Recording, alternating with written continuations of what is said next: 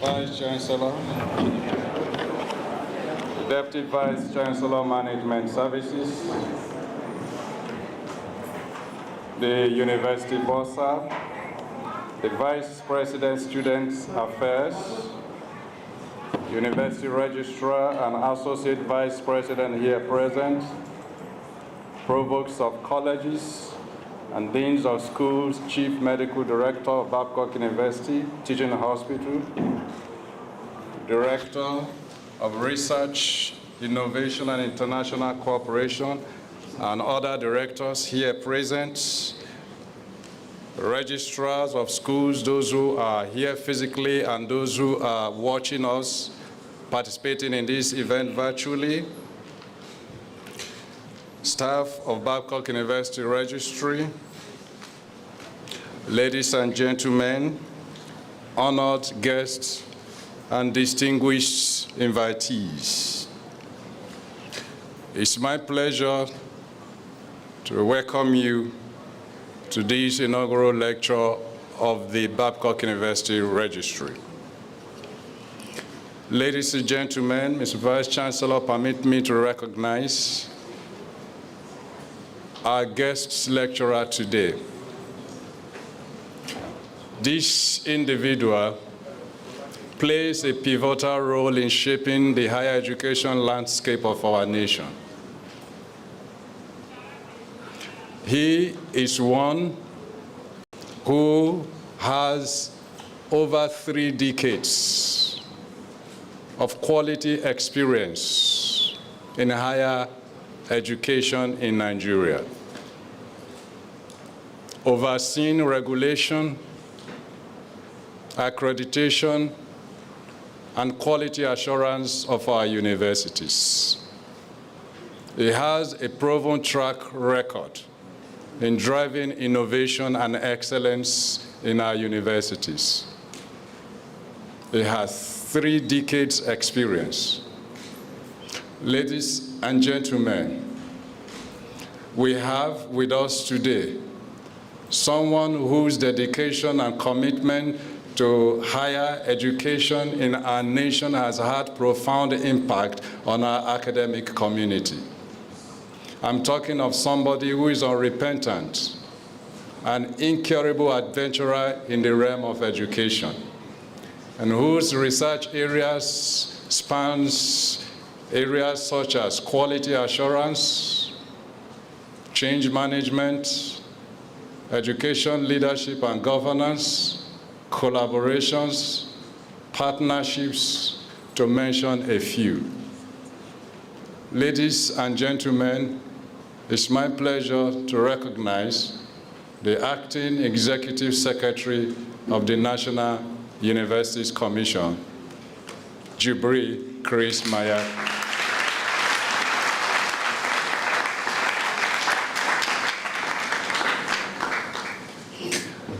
Without further ado, I wish to invite, with great honor and privilege, the Vice Chancellor of Babcock University, Professor Ademola Estaya, for his address. Professor Ademola Estaya.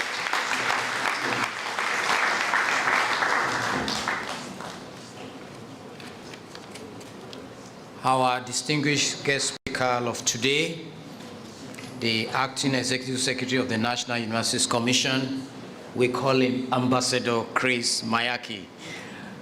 The principal officers of Babcock University, the pioneer Vice Chancellor of Babcock University and the amiable wife, Professor Adekunle Alalade, other visiting administrators from Nigerian University System that are here physically and those that are watching online, provosts, deans, heads of departments, faculty and staff of Babcock University, great Babcock University alumni that are here for a week-long program. We're glad that you share your program to be part of this program of this morning. Great Babcock University students, gentlemen of the press, ladies and gentlemen, I count it a unique privilege for me to make this opening remark at this maiden registry lecture. I believe this lecture serves as a platform where key issues that affect our Nigerian university system are raised and interrogated. It's an opportunity for us to exchange ideas in a friendly, non-threatening manner, while at the same time broadening our horizon as practitioners, scholars, administrators, and most importantly, faithful Nigerians. It is with much pleasure that I welcome to our campus for the first time the #1 regulator in the Nigerian university system.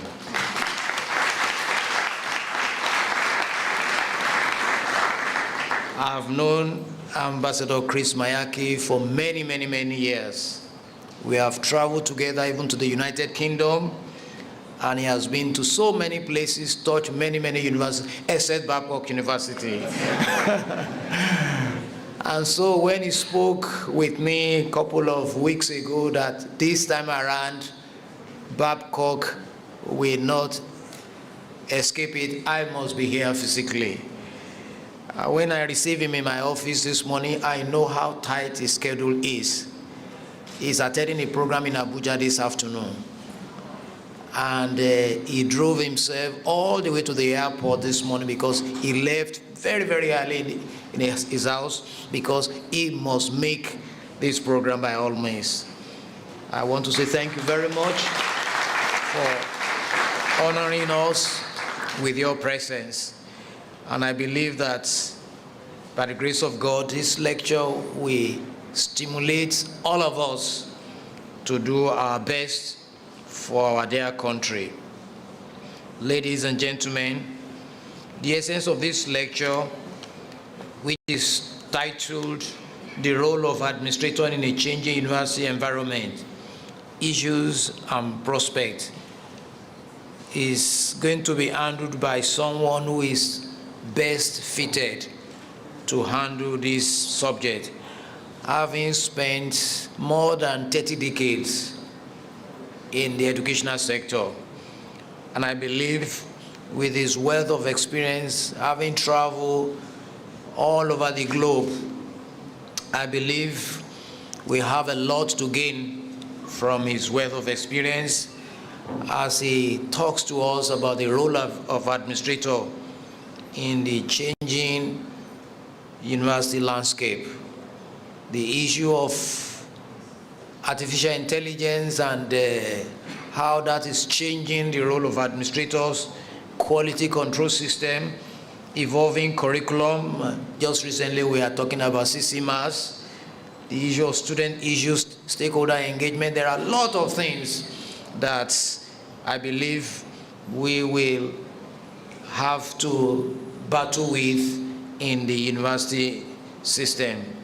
And therefore this morning, without much ado, once again I want to welcome you to our campus. And just as you have promised me, this is not going to be the last time, but you'll be coming here very, very frequently.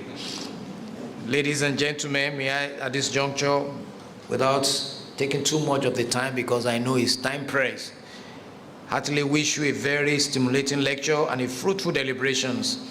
I sincerely hope that this lecture will come up with practical solutions that will usher in far-reaching reforms in our Nigerian university system and will rejuvenate our nation and launch us to the next level of development as a nation.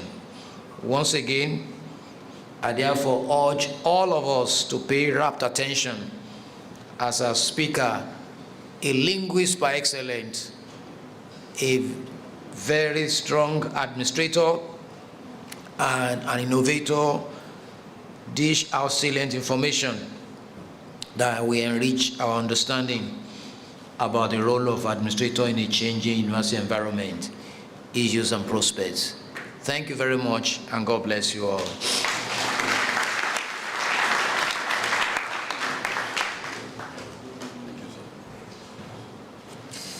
Thank you, Professor Ademola Estaya, the Vice Chancellor of Babcock University. Please, with your permission, let me recognize the Registrar of Babcock University, Professor Jonathan Umosu, has been busy all week ensuring that this is a successful event. Next, it's my pleasure to invite Professor Jacob Aliso, the Deputy Vice Chancellor of Management Services, is going to formally introduce to us our guest speaker. Good morning, ladies and gentlemen. Can you hear me? Yeah.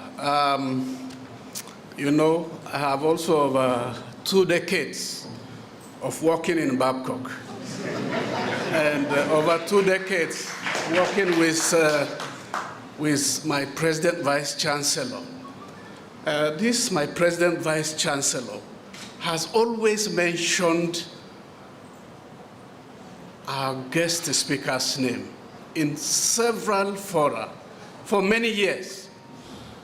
And I have been asking myself, who could be this Maiyaki that our Vice Chancellor always mentions, and he mentions positively for quality, excellence, and purity of concepts. So this morning, after the registrar had given us call, the Vice Chancellor called, and it was a conference call, and he said the guest speaker is on his way, and we must receive him. You know what I did? I started running before the car because I wanted to see this face.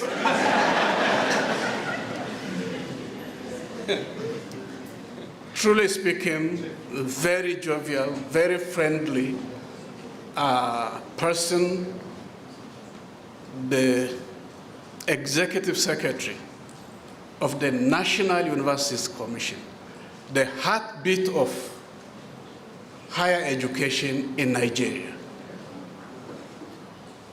Professor Shotunsa, do you have a heart? Let's see if your heart is beating. You know, the provosts, deans, and heads of departments are here. And you are the one who has been regulating, who has been given power, authority for the programs to be accredited. So you are the heartbeat, and the heart is here today.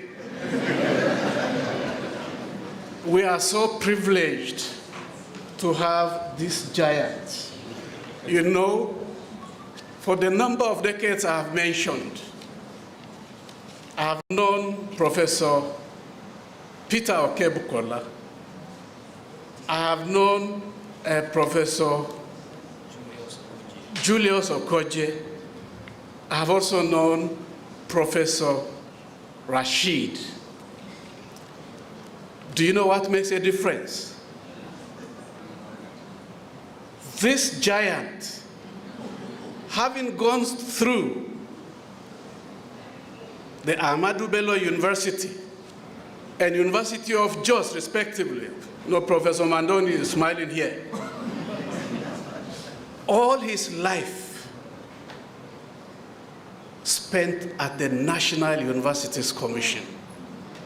Inside out,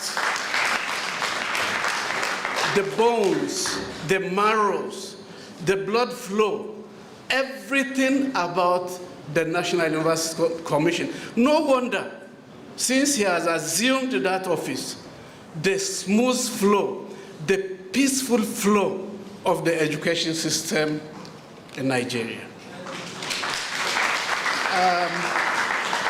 Because of time, I don't want to waste, because I will call on Dr. Joy Owolabi to read the citation, but one thing just caught my attention.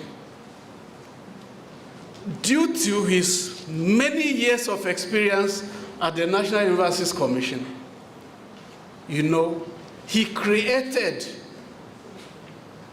a linkage with the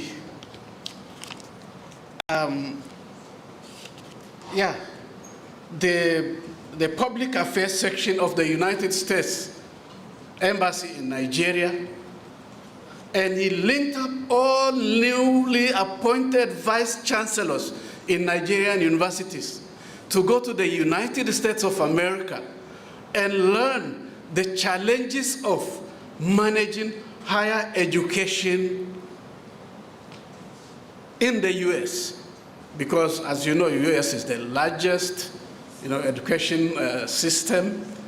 And that exercise, I'm very sure some of our people have joined that group, former vice chancellors, and I think the provost of the PG, I remember those things. And this exercise continues to take place today. Sometimes I wonder, he traveled across the globe. He has acquired all knowledge and skill and capacity, and this man refused to Japan and decided his motherland to serve and to provide and to be proud. It is my honor and privilege.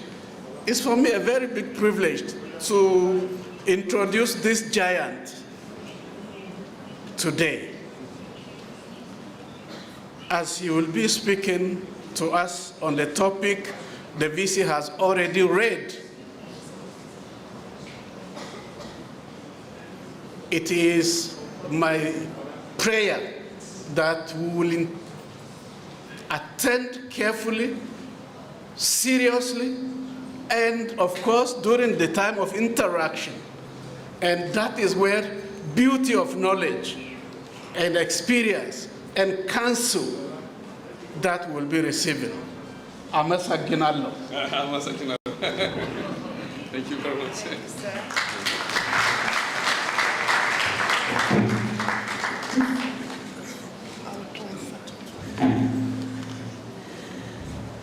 Okay, standing on the existing protocol, I would like to invite respectively the speaker to please rise and remain standing while I take the citation. A citation on Christopher Jibreel Maiyaki, Acting Executive Secretary, National Universities Commission. Chris J. Maiyaki obtained his undergraduate and postgraduate degrees in international relations, law, and diplomacy from the famous Ahmadu Bello University, Zaria, and the University of Jos, Plateau State, respectively. Maiyaki, in an impressive career trajectory spanning over 3 decades, has received several training programs within and outside the country, such as the Oxford AED bespoke programs on change management in higher education, university governance and leadership, as well as leadership in higher education. Others appertain to international affairs and educational planning, accreditation and quality assurance, partnerships and collaboration, procurement and project management, computer application in human resources management, all tailored around the specifics of higher education management, regulations, and knowledge diplomacy, etc. It is noteworthy that Maiyaki started his career in the public service over 33 years ago. Please, let's give this man a round of applause. As a young administrative officer with the policy and administrative aim of the cabinet office located in the governor's office in Jos, Plateau State. Subsequently, he joined the National Universities Commission 31 years ago on inter-service transfer, where upon the good recommendation of his interview panel was to be later appointed as Administrative Secretary for the World Bank Project Implementation Unit based in the National Universities Commission. The aspiration of that project, which was adjourned to be one of the best administered in the World Bank education portfolio in Nigeria, it was redeployed from 1996 to work in various ends of the National Universities Commission, where he had fulfilled several secondary and primary leadership function positions. He rose through the ranks to the post of a director, but was to be later elevated to the post of the Deputy Executive Secretary Administration in October 2020. Subsequent to this, he was in June 2023 handed over the mantle to lead the National University Commission, being the next most senior officer, and following the voluntary stepping down of the former Executive Secretary, Professor Abubakar Adamu Rashid, MNI, MFR, FNAL, that the NUC has since gained momentum and stability, feasibility, and steady progress under Mayaki's watch and tenacity of purpose is beyond doubt a testament to his innovative power, indescribable loyalty, institutional memory, and shared hard work needed for the advancement of NUC regulatory and coordination citadel. Maiyaki is a passionate, clear-headed, and roundly educated administrator. His indelible footprints are etched in NUC history, leaving an enduring legacy for generations to come.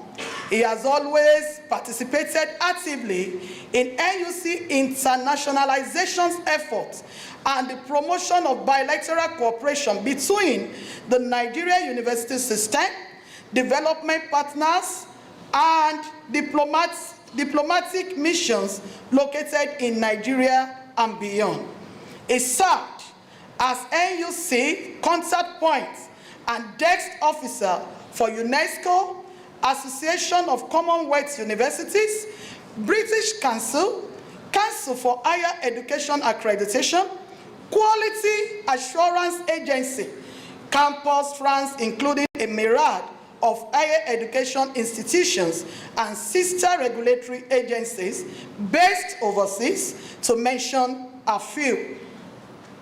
Since its assumption as the acting Executive Secretary, he has brought to bear his wealth of experience, notably the colloquium on the newly launched core curriculum minimum academic standard, CC-MAS. We are used to that backup.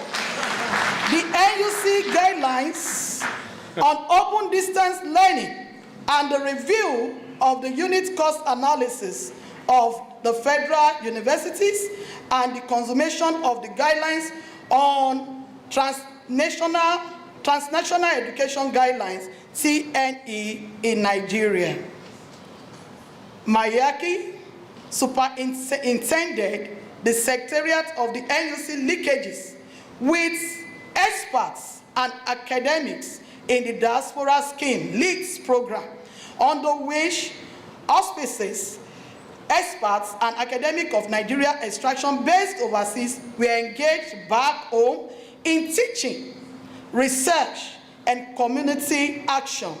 He has also played an important role in the Secretariat for the implementation of the NYSC Presidential Honors Scholarship Scheme, as well as the Presidential Special Scholarship Scheme for Innovation and Development, precincts.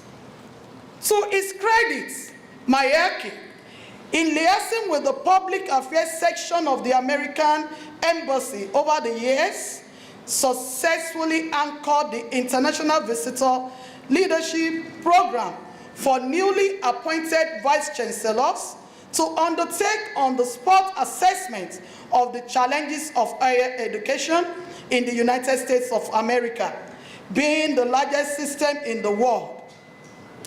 He has equally facilitated several other study visits, meetings, and conferences, all aimed at improving the executive capacity of university managers in conjunction with the British Council, UNESCO, African Union, ECOWAS, Association of Commonwealth Universities, European Union Delegation to Nigeria, Quality Assurance Agency, also Academy of Education and Development, as well as the Turkish higher education community, etc.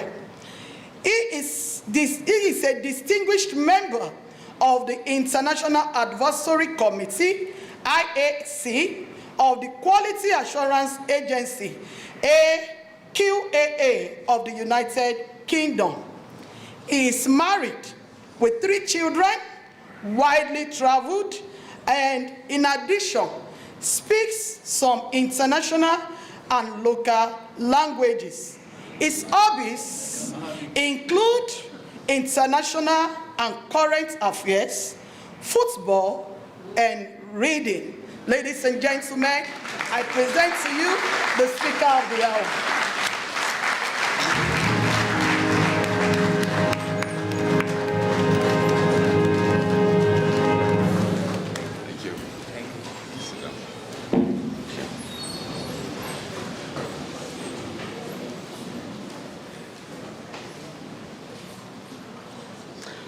Thank you very much. Thank you, VC.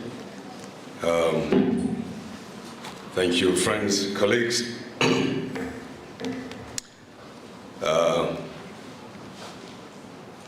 Let me say that I arrived for the first time ever, Babcock University, into the exceptional warm embrace of the entire staff of the Office of the Vice Chancellor and the President.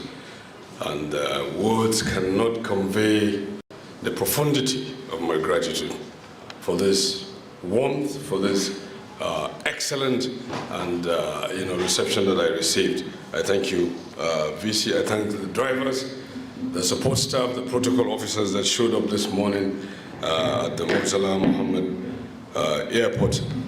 But let me also start by recognizing especially Professor Ademola Tayo, the only president and vice chancellor, in the entire.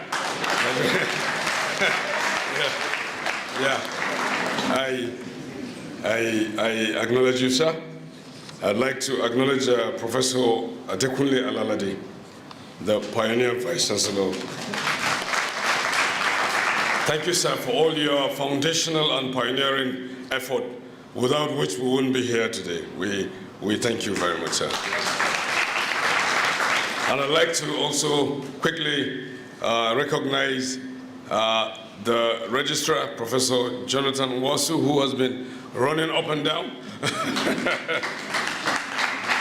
visibly highly animated to make sure that this lecture comes to fruition. I thank you very much, sir. I want to acknowledge all I think you have vice presidents, I don't know if you have secretaries of state, but I want to acknowledge each and every one of you, all the principal officers, all the deans, all the HODs, all the directors, all the students.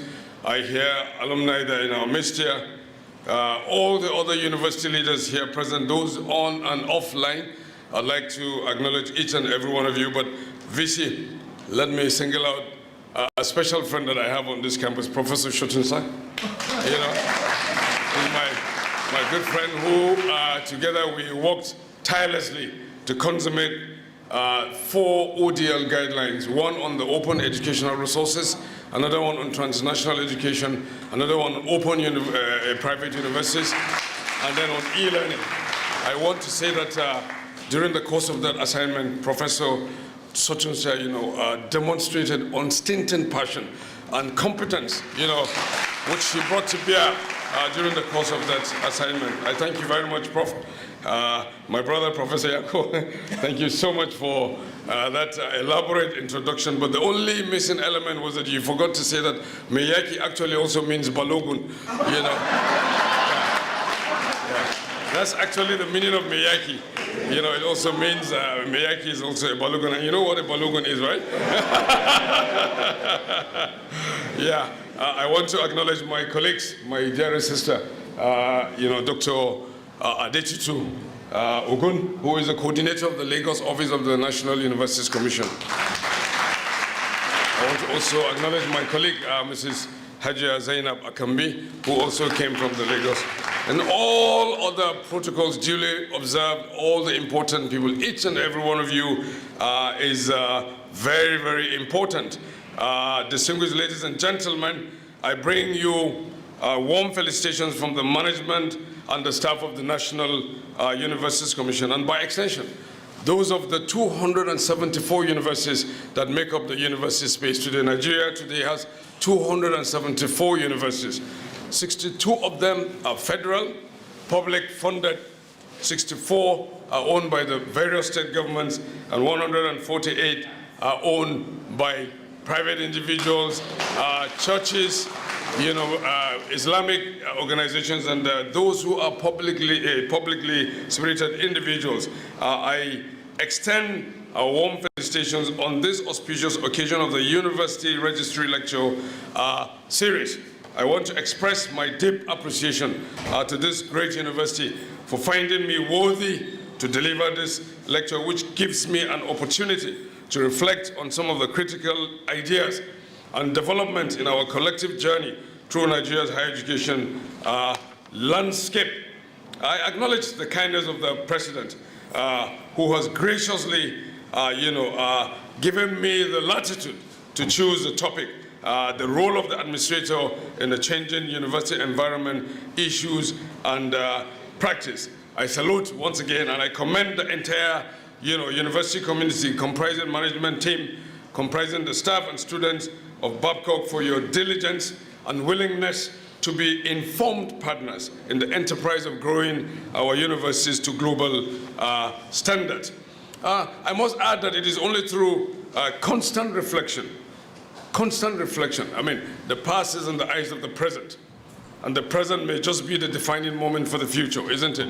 And it is only through constant reflection that we are able to evaluate the past in relation to the present, so as to chart an appropriate course for the future of our society. Personally, this lecture offers me an opportunity to tap into some of the ideas that have engaged my mind throughout my public service career, spanning over 3 decades. First at the Plateau State Cabinet Office, and now in the NUC. I had a brief stint at the Cabinet Office and then moved to the NUC.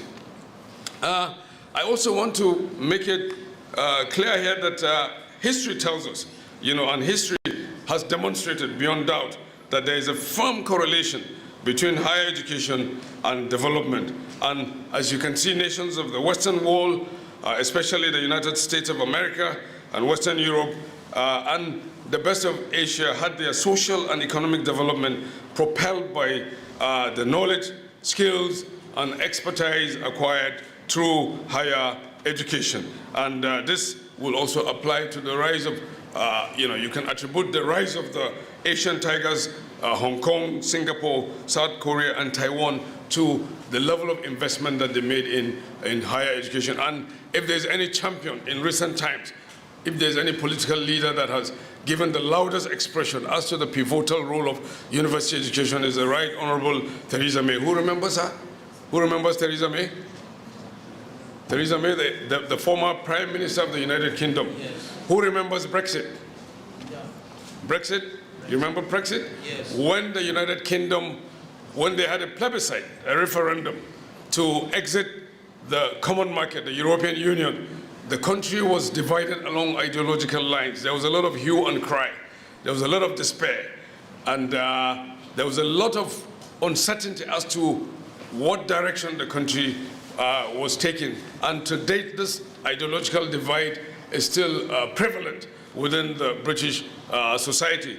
But it was at that defining moment that Theresa May, boasted, and she actually retorted to the nation that if they were to lose everything from exiting the European Union, the United Kingdom will fall back on its university system to reinvent itself and reposition itself, just to underpin the pivotal role that university education, plays in the lives of, society, from history to the present and to the future. I mean, look at Oxford AstraZeneca at a time when we thought that we were all going to die, right, from the COVID, and researchers locked up themselves in Oxford and they came up with that. Look at the Moderna, and et cetera, et cetera. When you fly, most of AirPs, I think they do the CRJ, the Bombardier. I mean, that's an invention of McGill University based in Montreal in Canada. The insulin, University of Toronto, the pacemaker, and therefore universities, over the years have, have accounted for, the civilization that we enjoy today. This presentation will further underscore the fact that the provision of universal access to education is a priority to all nations. And Nigeria as a nation acknowledges this responsibility and will spare no effort at delivering quality education to its citizenry. I must add that this government, the federal government of Nigeria, remains determined to achieve this despite the many challenges we continue to encounter. Now, some historical conspectors. I think in talking about the role of the administrator in a changing university environment, I think it would be helpful to do a preview of the evolution of the contemporary Nigerian university system. The likes of Professor Alalade, their head is full of the past, of what the contemporary Nigerian university system is all about. But I can tell you, looking at some of the faces here, half of the people in this room have no idea as to how this system evolved. And I thought it would be useful, for greyhounds like me, to have some semblance of the evolution of the contemporary Nigerian university system. And history has it that higher education in Nigeria dates back to the 19th century. To the 19th century, when Nigerians sought opportunities to acquire the golden fleece, which was available only overseas at that time.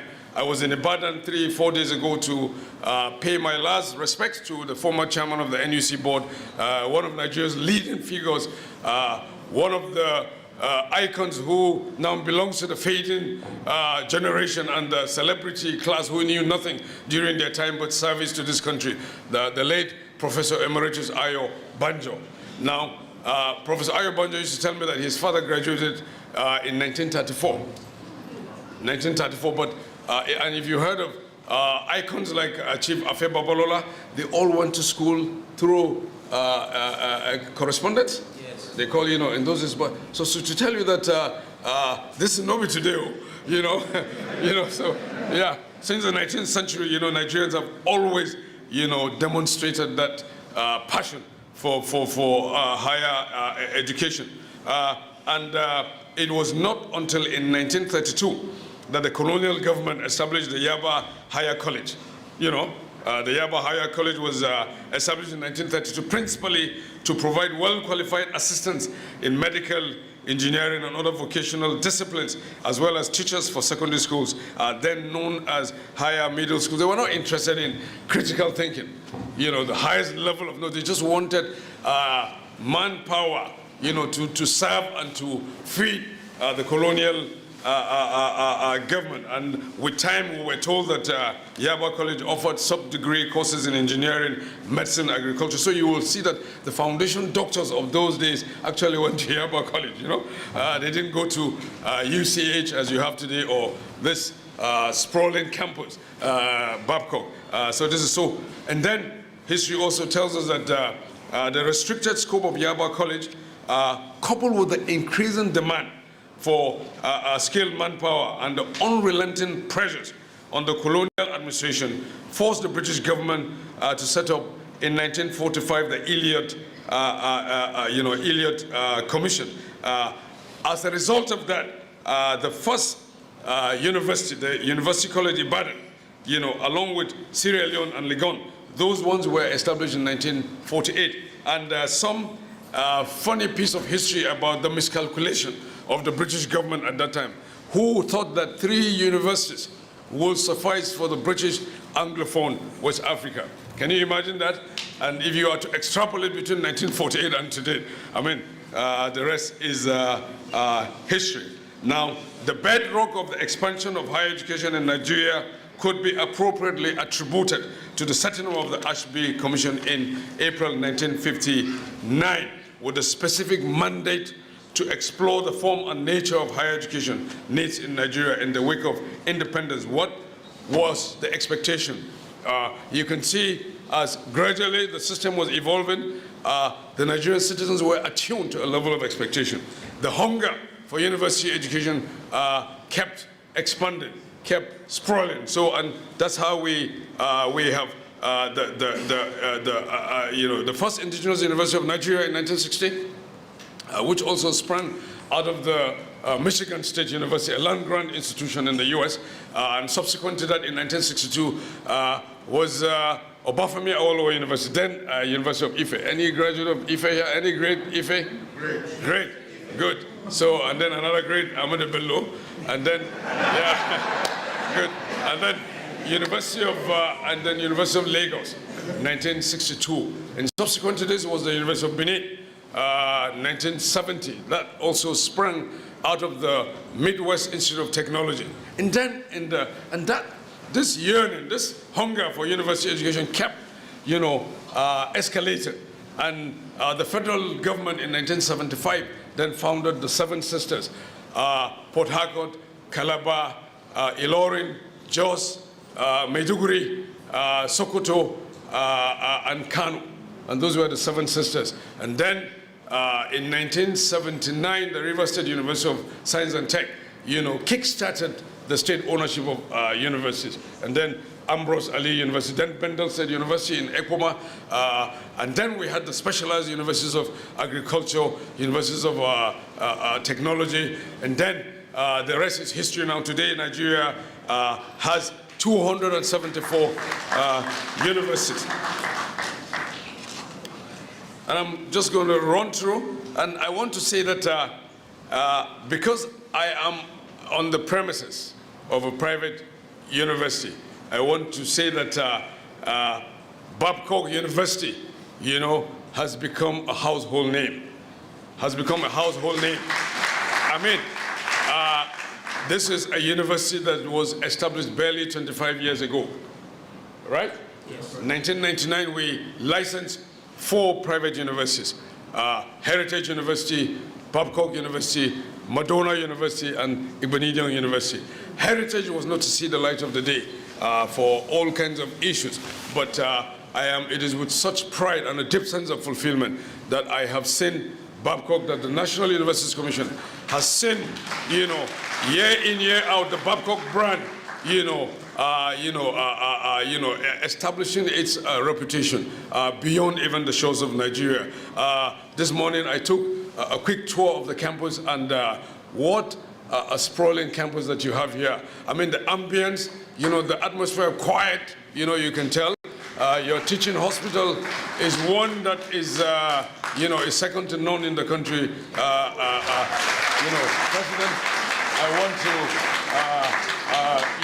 to congratulate you. I want to congratulate the likes of Professor Alaladi and the founding fathers of this university, because university is at the heart of what we do, is at the heart of our opportunities, our life choices, the choice of even friends, choice of what to eat, the choice of medicine, the choice of where to live, the power of discernment. I mean, this these things gravitate around the investments that we make in university education and the exposure that we give, our people. And I will tell you the story of Thomas Jefferson, who was the President of the United States of America. He had been Secretary of War, Secretary of Treasury, and in the American parlance, Secretary is a minister, right? Yeah. So he was a Minister of Finance, Minister of War, because when there is an emergency, you have to appoint a minister. Like the UK had the Minister of Brexit. Yeah. But when Brexit wound up, they reverted to something else. He then went on to become the president of, the ambassador to France, the American ambassador to France. and then became the American ambassador to the UN.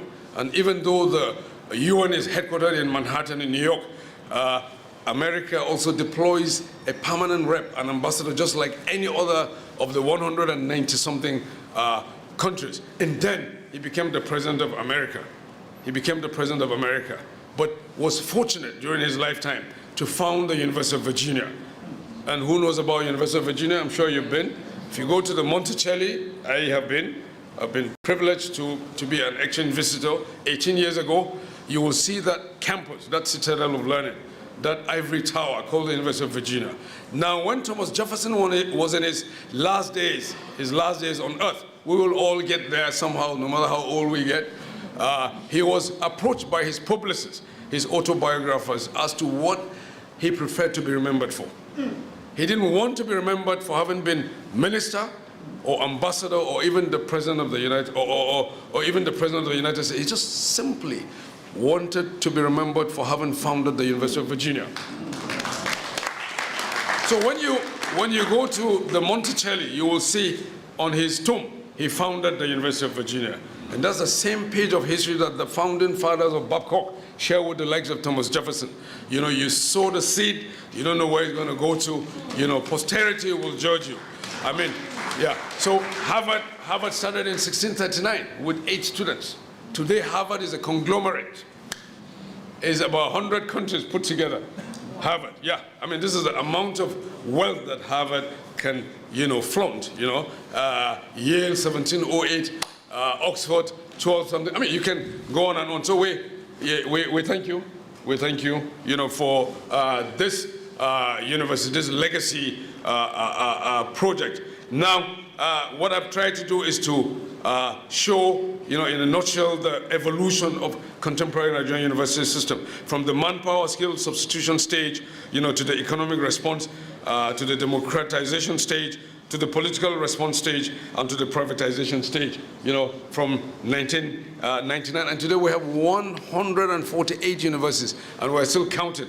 And let me use this occasion to assuage the concerns of people who are not very informed about the exponential, growth of universities in this country. Now, the statistics is as follows. Nigeria, with over 200 million people, has only 274 universities. The United States of America, with almost 300 million people, over 300 million, has 5,500 universities. Yeah. Brazil, nearly the population of Nigeria, has over 500 universities. Indonesia, slightly higher than Nigeria in population, has nearly 2,000 universities. Russia, don't talk about India and China. Those ones are in the 1 billion mark and above. So we will, as a matter of deliberate policy, continue to encourage, those who can afford it, to build, and sustain new universities. Because to stop approving universities is not on the table. The option is not there. But what we like to emphasize is that we will not expand at the expense of quality. No, we will not expand at the expense of quality. And I want to also say that the entire private universities put together only account for 10% of the enrollment. Because they have to grow in an incubation. There's a gestation period, when Babcock started. You can tell how many students, not up to 1,000 at that time. Today, the rest is history. Now, something to say about the reputation of the Nigerian University brand. The reputation of the Nigerian University brand. I mean, the likes of Professor Alalade will look back and say, when I was in Ife, when I was in Lagos, when I was in Ibadan, and what has happened, and history also has it that the early decades of the Nigerian university system had witnessed remarkable achievements, when and where graduates, were reputed, both nationally and globally, for skills that placed them high up there on international scales of evaluation. And their research, outputs, at that time were adjudged highly impactful in solving national and regional global, challenges. However, We also know that in the past decades, the Nigerian university system began to experience a disturbing decline. Began to experience a disturbing decline. And between the establishment of the University of Ibadan in 1948 and the oil boom of the early 70s, we are reminded that things took a turn for the worse. Things took a turn for the worse. And you can see, is it funding, inadequacy of funding? Is it, decay in the libraries? Is it decay in the classrooms and other infrastructure? You can see the deficit in terms of governance. You can also see the instability. We wasted man hours, quality months and probably years, due to prolonged strikes by university-based unions and sometimes even students. However, may I sound a note of optimism that all hope is not lost, as we have some good and cheering news to report. As we have said, Nigeria, we have said this before, as a whole had a strong year in the 2020 edition of the Times Higher Education World University Rankings, showing positive improvements as one of the standout nations on various performance indications. And that, therefore, what that means is that in spite of everything that we're going through, this country, this special university constituency has continued to show a lot of resilience. As you heard during the citation, I was privileged to sit on the Secretariat of the Presidential Special Scholarship for Innovation and Development. I don't know if anybody remembers here, but this was a signature innovation program of the Jonathan administration, where we sent every year 100 first-class graduates of Nigerian extraction to the top 25 universities in the world. And I have the privilege of my life of visiting all of those universities. And those Nigerian kids from the ashes came out with distinction. With distinction, I'm telling you.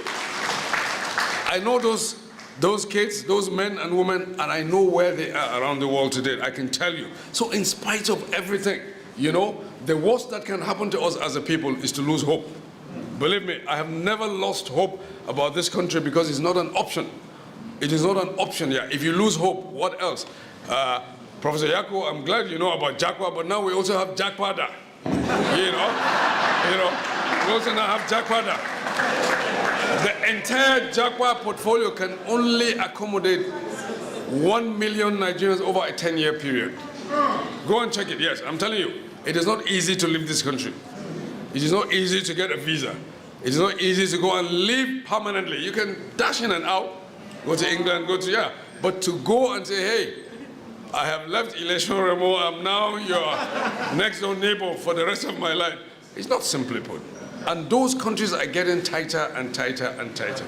I know there are facts and there are factors, there are issues that we need to address as a people, as a government, as a community, as religious leaders, as university leaders. We need to attend to this. So that's why my hope, for this country has never waned. And I hope that God will renew our enthusiasm so that God will touch the lives of followers and leaders alike, so that we can move this country to the inviolable place that it rightly belongs.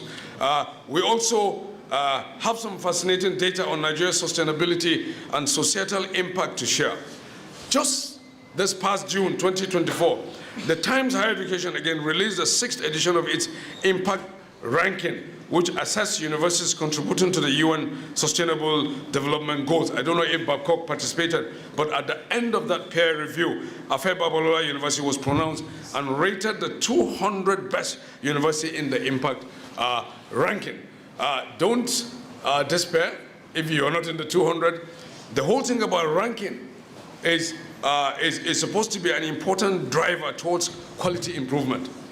It just reminds you where you are on the continuum. It's just a peer review, and it's like waking up in the morning and looking at yourself in the mirror.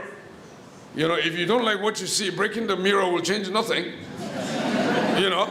It will change nothing. It's just for you, to begin to adjust yourself, improve yourself, make sure that you have a yardstick, you have a parallel to draw from other systems. And now, the structure of the university administration. We're now beginning to cascade. We're now beginning to get to the meat of this lecture.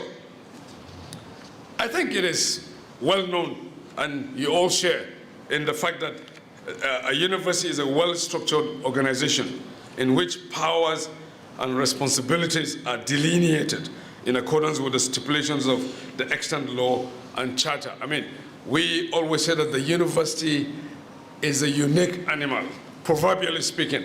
It's not a college of education. It's not a polytechnic. University is not kindergarten. It's not a prof. We wish you the very best. Wish you the very best. Thank you very much. Oh, he's coming back. Okay. Yeah. So the university is not a kindergarten. It's not a primary school. It's not a polytechnic. It's not a college of education. The university is a unique animal, you know, and because the curricular characteristics of the university places you on a pedestal that you can attain the highest level of critical thinking.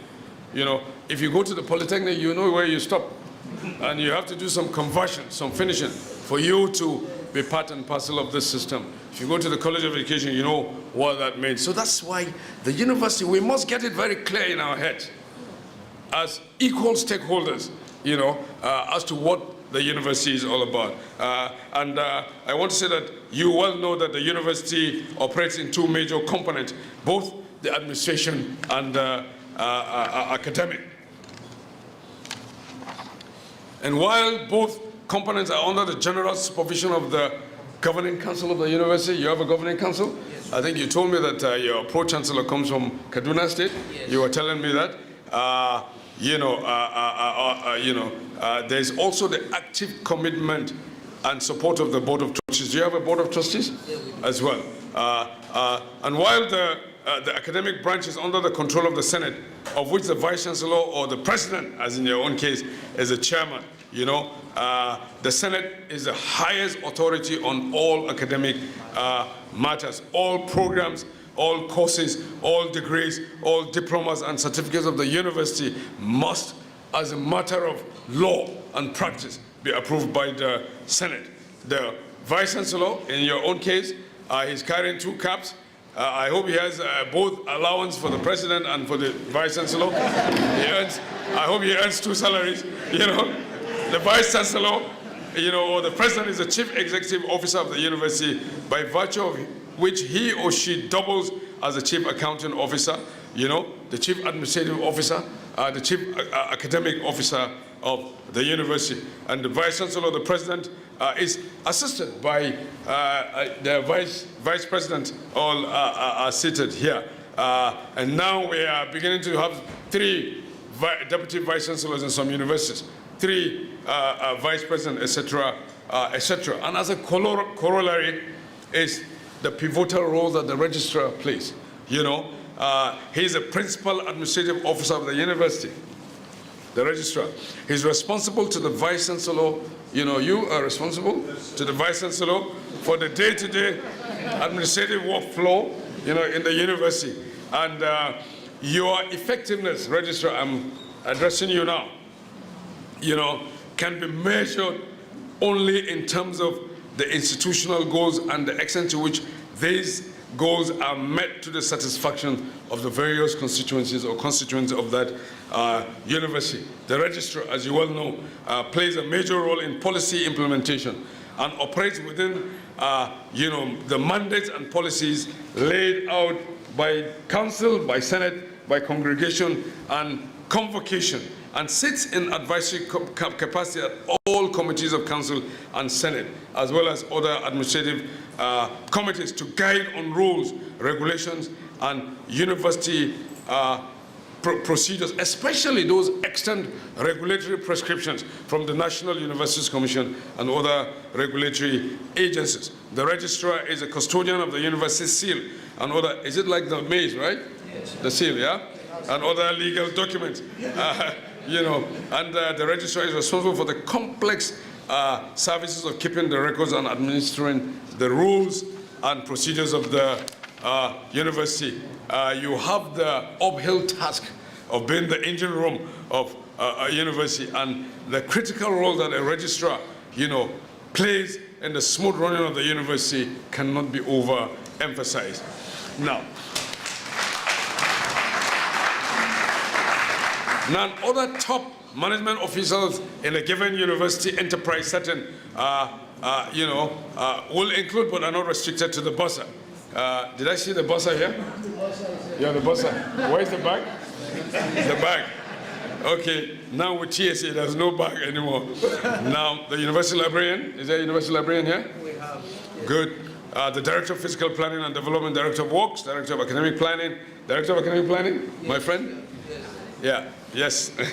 Yeah, thank you very much for that, for your hard work, for literally conscripting me to make it to election Remo. Thank you for your hard work. Okay, so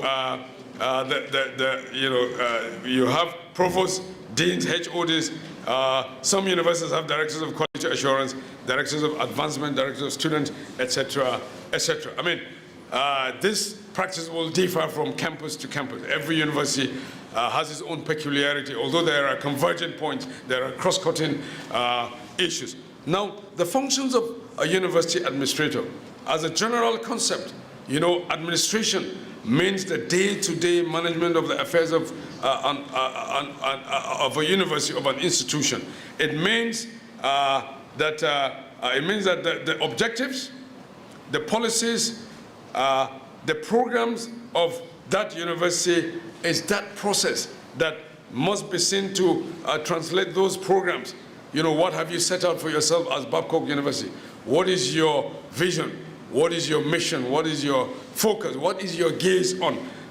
It is the duty, of the university administration to ensure that these visions, these programs, these targets, these goals are translated into concrete action.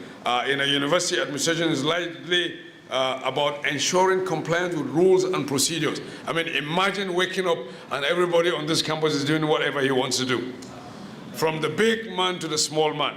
I mean, just imagine. And therefore, that's why the university administration, it is duty-bound to ensure compliance with these rules and procedures.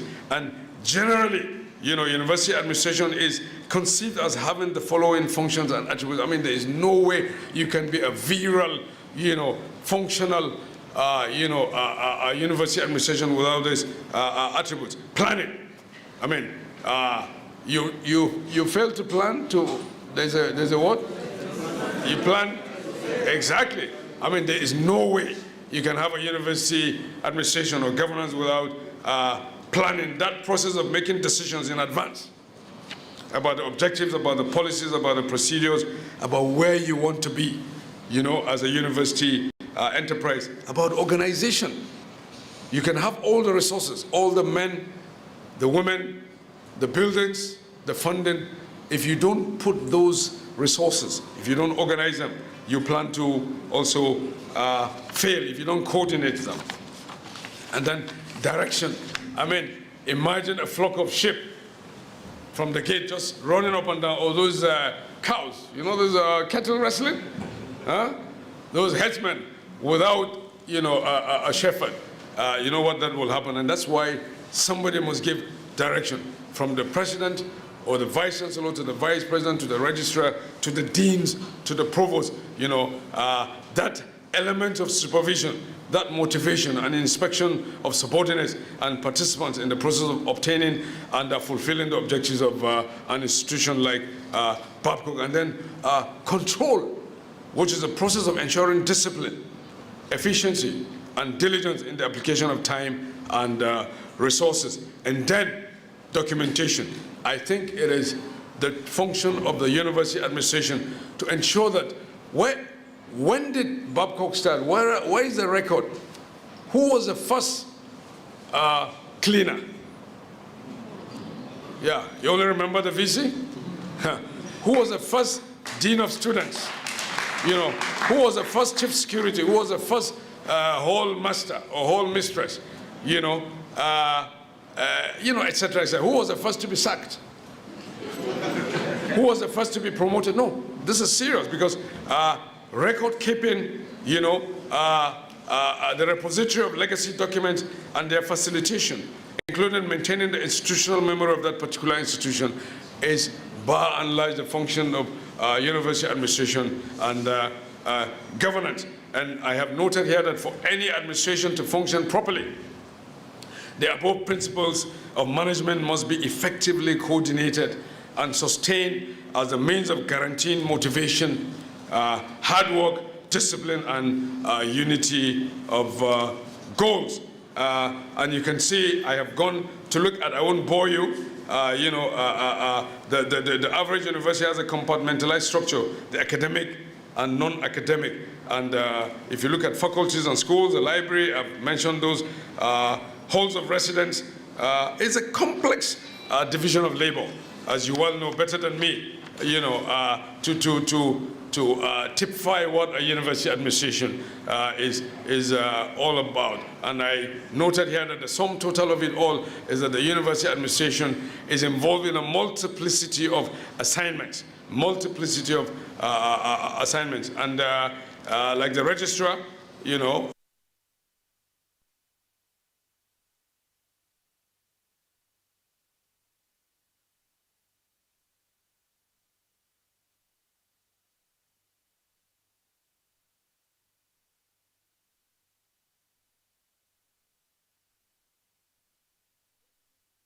administration in the university system accounts for the history of generations of academics who have also been distinguished administrators. I mean, yes, you can be strictly a researcher, but it means also that in your career trajectory, you could end up being a dean, and that makes you an administrator. Even a whole, somebody in charge of the halls of residence, somebody in charge of the university farm, a professor who becomes a dean is already, been exposed as an administrator, and that's why sometimes when you hear that researchers who are strictly researchers, will require another, degree in administration, because the business of administration is a unique career path. Do you understand? There are concomitants that you need to combine so that to make you complete. And that's why if you see the likes of Professor Mahmoud Yaqub, for instance, the INEC chair, I mean, he's an academic, but he's also an administrator. Atairu Jaga, Professor Peter Okebukola, Professor Julius Okoji, etc., etc. These are people who came from the ivory tower, to become administrators in their own right, to tell you that there is a convergence, between being a researcher and being a university, administrator. I wanted to highlight briefly the things that you know better than me, some of the challenges facing the Nigerian university system. Paucity of facilities, teaching, learning, and research. And even though this campus looks so beautiful, you can't claim that you are self-sufficient, in terms of what you have. Funding is a cross-cutting, recurring decimal. Even as Harvard, they cannot say that they have all the wherewithal, to do some of the things that they want to do. We also continue to face deficit in the quality and quantity of teaching manpower, especially at the doctorate and professorial cadre. There is governance deficit, depressed quality of our graduates, the inadequacy in access. I already told you that the huge gap between demand and supply, deficiency in research and postgraduate training, the issues of academic corruption continue to rear their ugly head, across our campuses. You read about sex for grade, extortions and what have you. These things have become features and other social vices. We are also aware of the preponderance of professional bodies. Universities continue to be inundated. We're falling short in terms of ICT penetration, into the things that we do. There's a joke that a typical housewife, has better broadband in her kitchen, than you will find somewhere on our campuses or in a department and whatever. Just to say that even though we've made a lot of progress, with the penetration of ICT, we still have fallen short. And I'm happy to know that in Babcock, your broadband provision is a good one, and I think this is the key. There are issues of gender, issues of entrepreneurship, etc., etc. And distinguished ladies and gentlemen, Mr. President, as I make progress, in this lecture, I want to argue that we stand on the precipice of transformative change. The NUC, the National Universities Commission, as a regulatory agency of the federal government, remains steadfast in its commitment to repositioning the Nigerian university system for excellence, for visibility, and global competitiveness. And we have set for ourselves, certain targets and policies and interventions. And we heard over and over about the core curriculum. This is consistent with the laws establishing the National Universities Commission. This is a commission that came into being in 1962, became a full-fledged commission in 1974.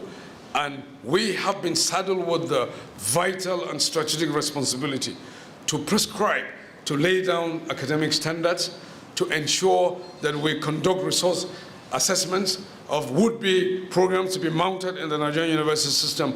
And then when those programs mature, we empanel subject experts, to come and accredit those programs to make sure that we determine conformity or otherwise to our extent regulatory provisions. In that connection, the Commission, recently reviewed the benchmark minimum standards and replaced it with the core curriculum minimum academic standards. How many academics here participated in the CCMAS? How many? So why do we hear through some quarters that academics were not taken along? Because you know why? The NUC doesn't have the critical mass of professors resident in the NUC. We're not a teaching institution.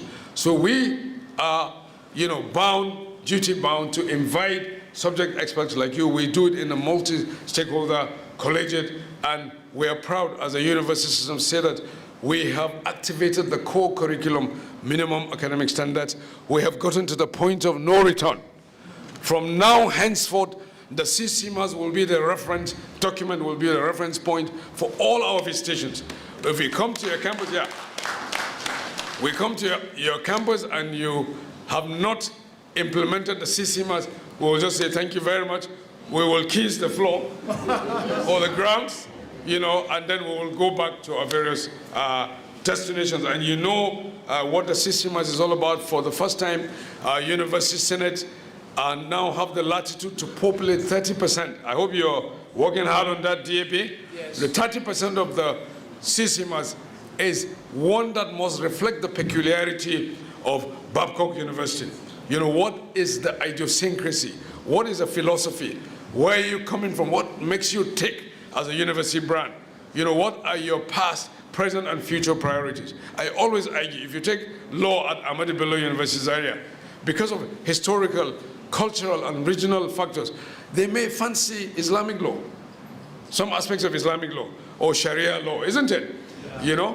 But then if you go in the opposite direction, come to Babcock, for instance, go to Niger Delta University, they may not fancy Islamic law. They may not fancy Sharia law. Not to the extent that Ahmadu Bello University will. Therefore, every university enterprise must, answer the question, what is peculiar to our university? What do we want to do differently? And now you have, in 40 years, for the first time, you can actually look out of the box, and populate your 30%. And come up with that CCMAS. All you need to do is just inform the National Universities Commission, that this is what you've done, and we will find a way of double checking. But then the 70% comes from the NUC as collectively agreed with subject experts. And then we have infused elements of digital literacy, creative thinking, the issue of entrepreneurship, the ability to grow business and make profit, etc., etc. This is the beauty of the CCMAS. I think also that we, in recent years, came up with a code of corporate governance. I'm sure you know about it. because it is generally believed that eroded ethics, eroded governance and management systems, cultures are failing, we thought that we should enthrone good governance values, principles, and standards, set up some benchmark for universities to follow. There are not some good stories from some campuses, I'm not saying that Babcock has been found wanting, but I can tell you that if we didn't come up with that code of corporate governance, I mean, there's a private university where the owner, wanted to install himself as both the chancellor and the pro-chancellor. And we said, no, the code of corporate governance does not allow dual position on campus. You can't do that,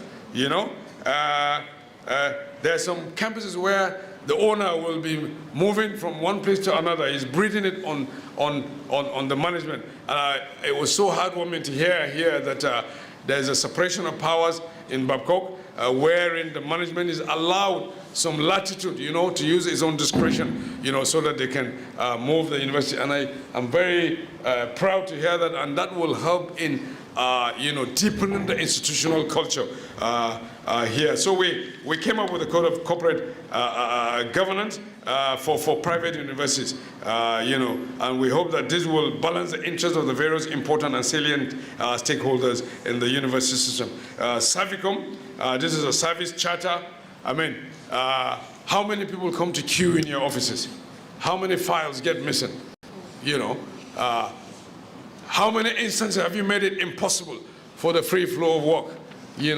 How many times have you done that? I mean, Savicom is that, integrated service charter, which places efficiency, functionality, on the top burner. And then we also are just about consummating the manual for university ceremonials. I think this is one of the, this lecture is one of the, one of the traditions in the university system. Yeah, exactly. So we observed as the National Universities Commission that there's a qualitative decline in the conduct of university ceremonies and special lectures. Imagine a university, proposing to give an honorary doctorate degree on the day of matriculation. But for the National Universities Commission, that we had to call that university to order to say, hey, this is not life in the jungle. I mean, you can't do this. I mean, this is not acceptable. Where did you get your PhD from? Where did you become a professor from? So we have put together this manual. We will soon send the draft copy to you to make your comments. People like veterans like Professor Alalade, will have a chance, to make their input. What do you think constitutes convocation? All those special lectures, distinguished lectures, faculty lectures, valedictory lectures, inaugural lectures, etc., etc. We want to establish through this guidelines a basic minimum for the conduct, so that these are, cherished, long-standing, university cultures that go beyond the Nigerian university system. I mean, if you go to any British university for a convocation, you'll see the solemn moment, during those convocations. And then we went on to produce the blueprint for the revitalization of university education. And as a priority is access. We're in a hurry to broaden access, because if you live more than 60% unaccounted for, you're looking for trouble, Look at those young men and women on the streets carrying those flags of foreign countries. I mean, how did they come about that, It means that the system needs to account for these people. The system must pay attention, so that we can broaden access to university education, at least by a certain threshold. We can't get it at once. It's not easy. It's capital intensive. We also set to rejig and re-engineer the curriculum. We've done that. We hope that all proprietors will seek to, improve teaching and learning research facilities, by a certain margin, and then to close the gap, in the number of teachers. I hope my friend Professor Shotrincha is not over, burdened. I hope you get excess, what do you call it, excess work allowance, or have an excess workload.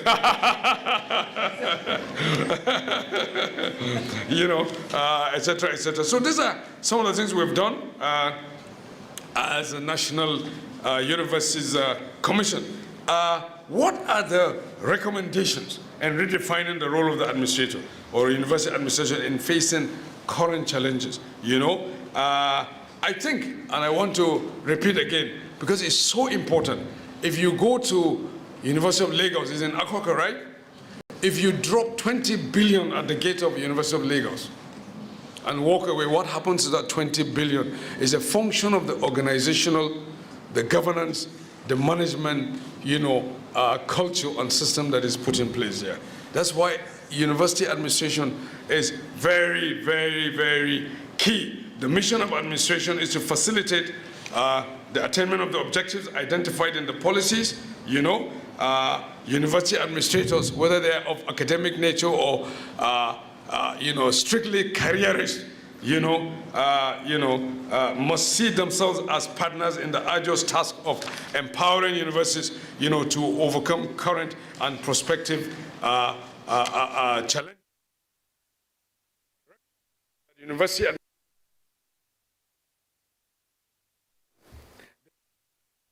incubators of problem-solving ideas and constructive developmental strategies. I mean, you can't just sit down and just keep staring the mud water.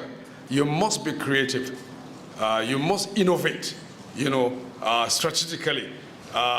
You can come in here and see this podium. There's something wrong with the podium. You're waiting for the Vice Chancellor. Even the air you breathe, the Vice Chancellor will have to tell you. The registrar will have to tell you. I mean, you must be creative. You must find solutions, other ways of doing things. The university administrator or administrators, even researchers, must acquire the capacity through training and retraining and retooling to be effective facilitators of change and progress. They must be adaptable to contemporary demands in their places of work. I mean, look at how the COVID-19 pandemic, exposed a huge infrastructural and human resource deficit, and therein impose new obligations on both learning and administrative cultures. Virtual learning have become the order of the day, isn't it? Zoom meetings, seminars and workshops are the imperatives of the medical necessity of where we have found ourselves. The administrator must be on top of these new developments, and hence he or she must be conversant with and master the technology and techniques of virtual interactions. The administrator must develop a new mindset. A new mindset. Every day you have an opportunity to add value, to create value. Yesterday cannot be the same as today. And tomorrow must be a different narrative. You must put a greater focus on the corporate welfare and progress of your university. I mean, you think, it's, when they say go and change the bulb, you say, no, go and tell the VC, I beg, that's VC's responsibility. If you see something wrong on campus, you turn your face away. The university administrator from the cleaner, each and everyone is an administrator in his own right.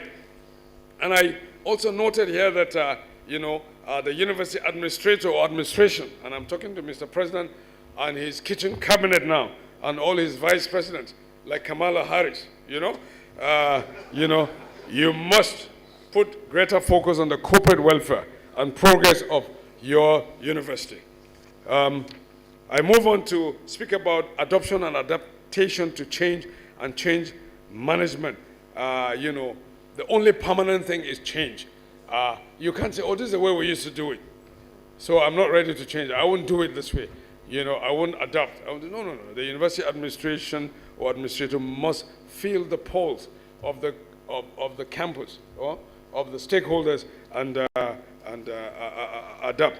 And the purpose of each change management initiative is to implement strategies successfully and put in those methods, bring in those methods to effect change and to help people accept change and adapt to them.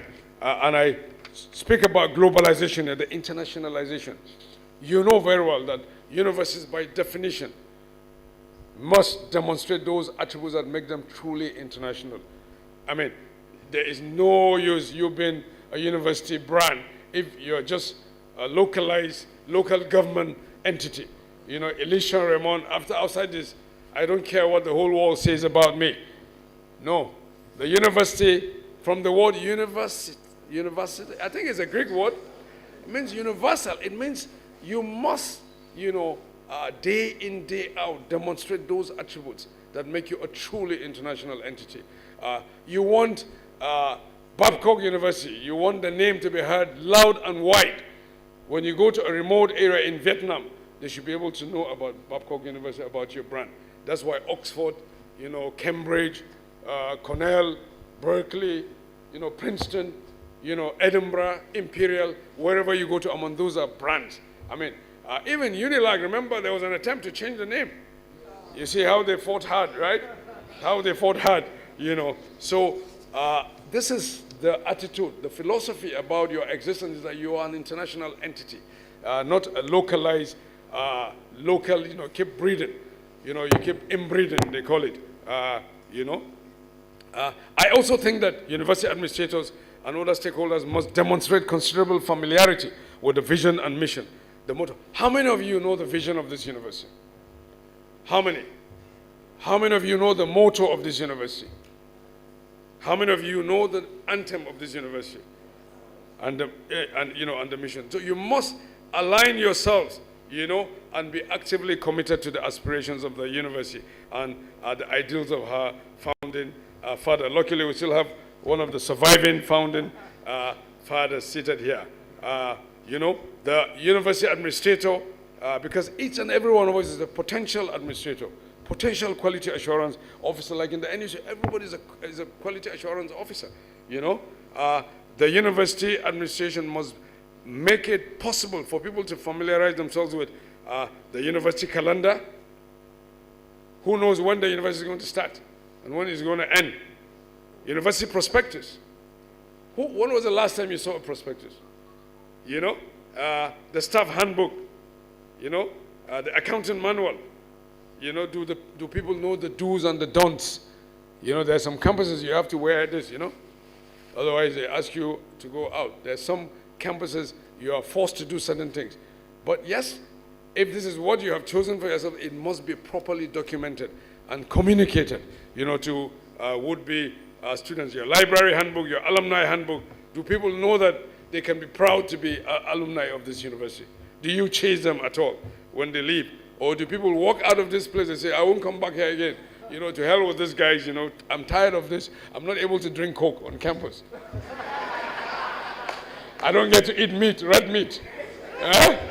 Yeah, so I know those things, In the NUC, we sit on the 10th floor and we can see every campus.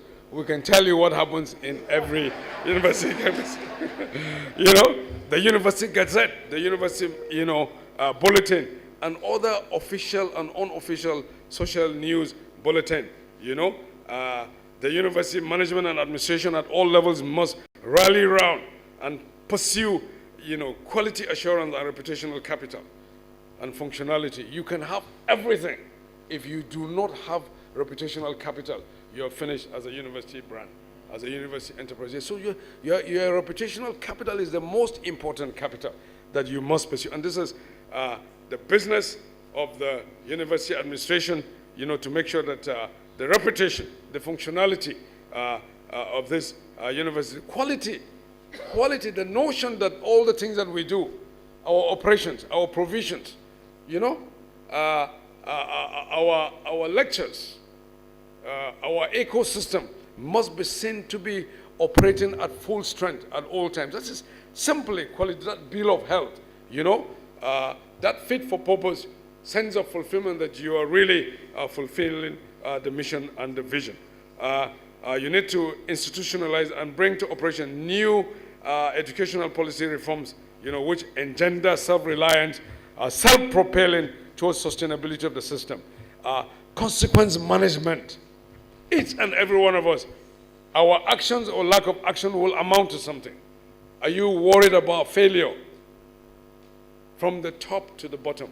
If I don't do this, what will happen? That's consequence management. This is a function of administration. You know, the feedback.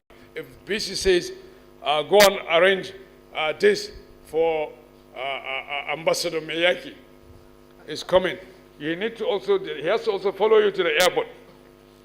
Make sure that, my boarding pass is issued.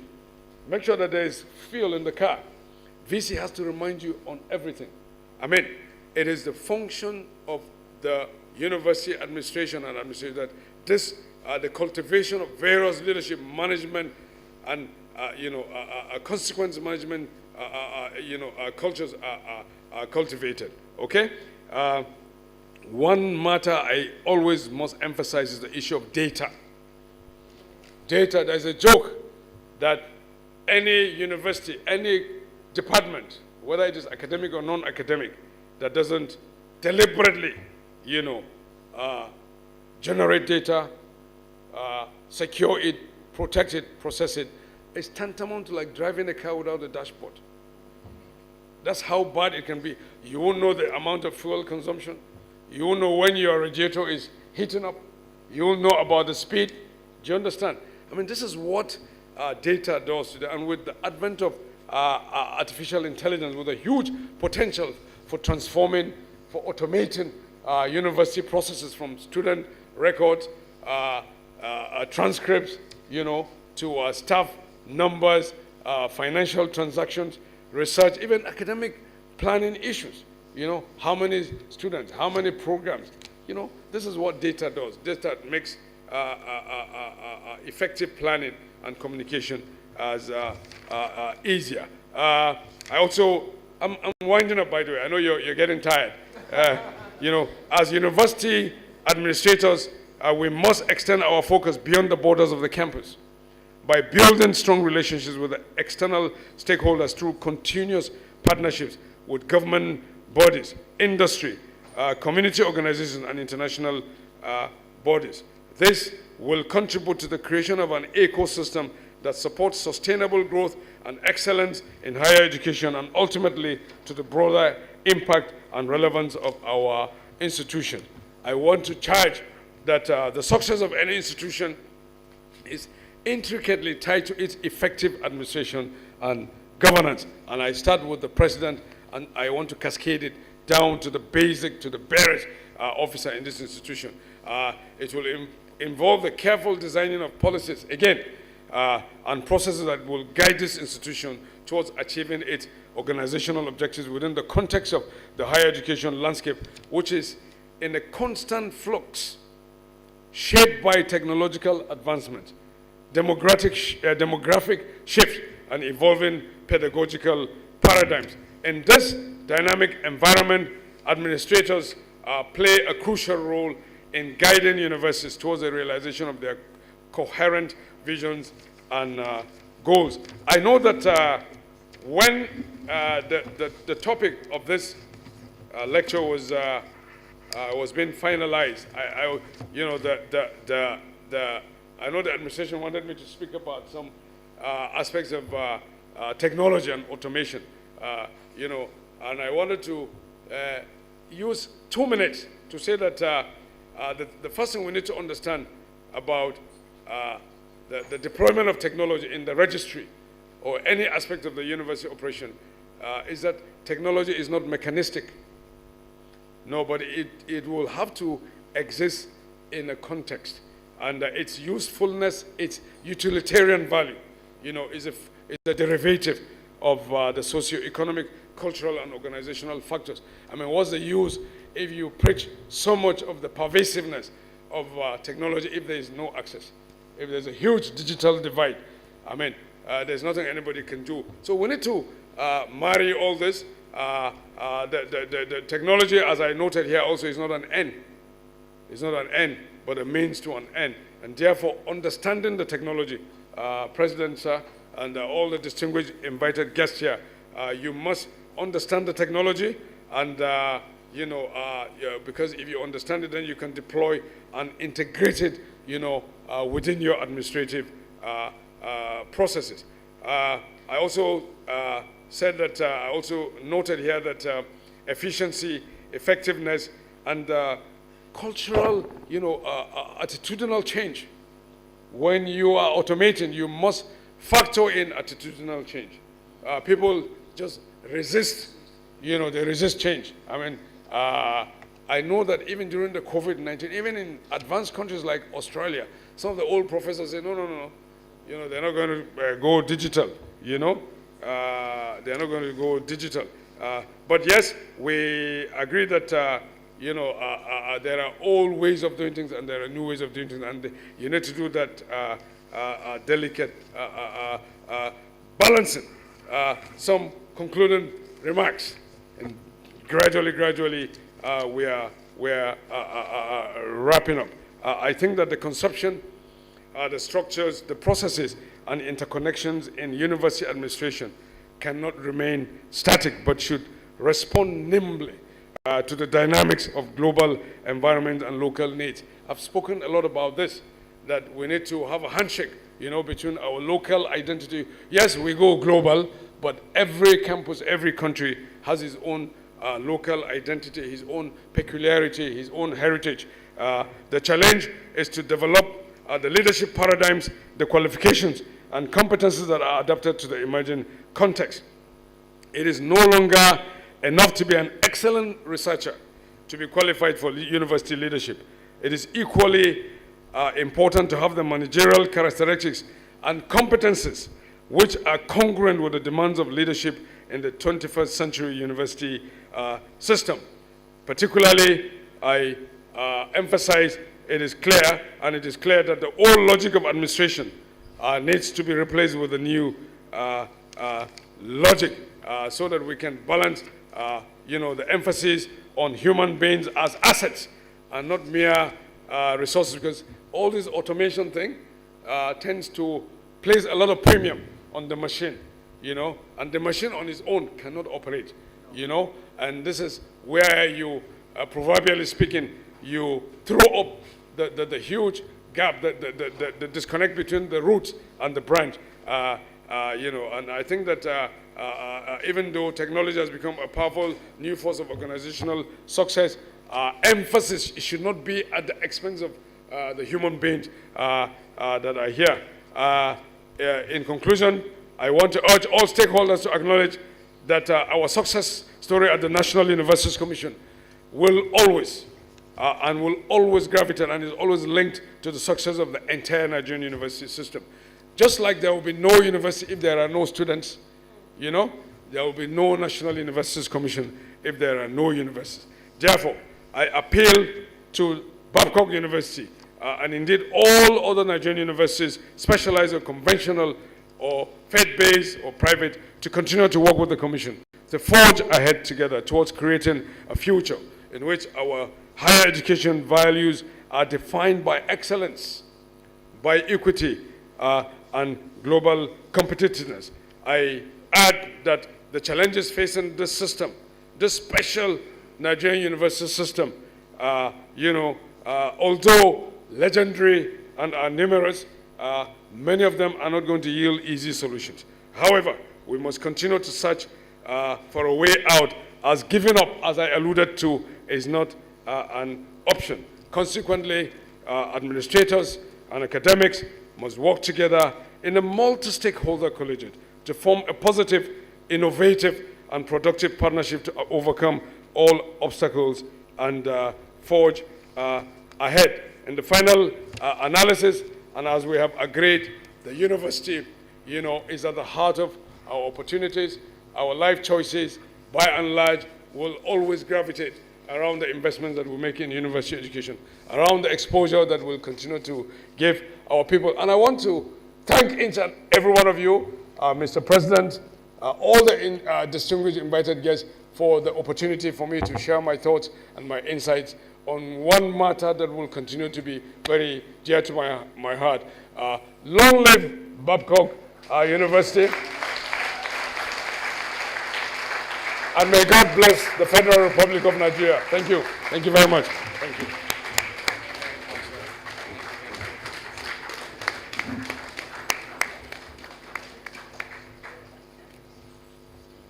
Please, you may all have your seats. We listened to our guest speaker. He spoke with passion. He spoke with conviction. He spoke with satisfaction. And he spoke with fulfillment. Please, he deserves another round of applause. Chief Maiyaki, this is how well they appreciate your delivery and your competence. Thank you. Next, we are going to have some interactions with our guest speaker, and I'd like to invite Dr. Sunday Audu, who is going to handle this section. The session is going to be brief because our guest speaker has to return to his base. Dr. Audu.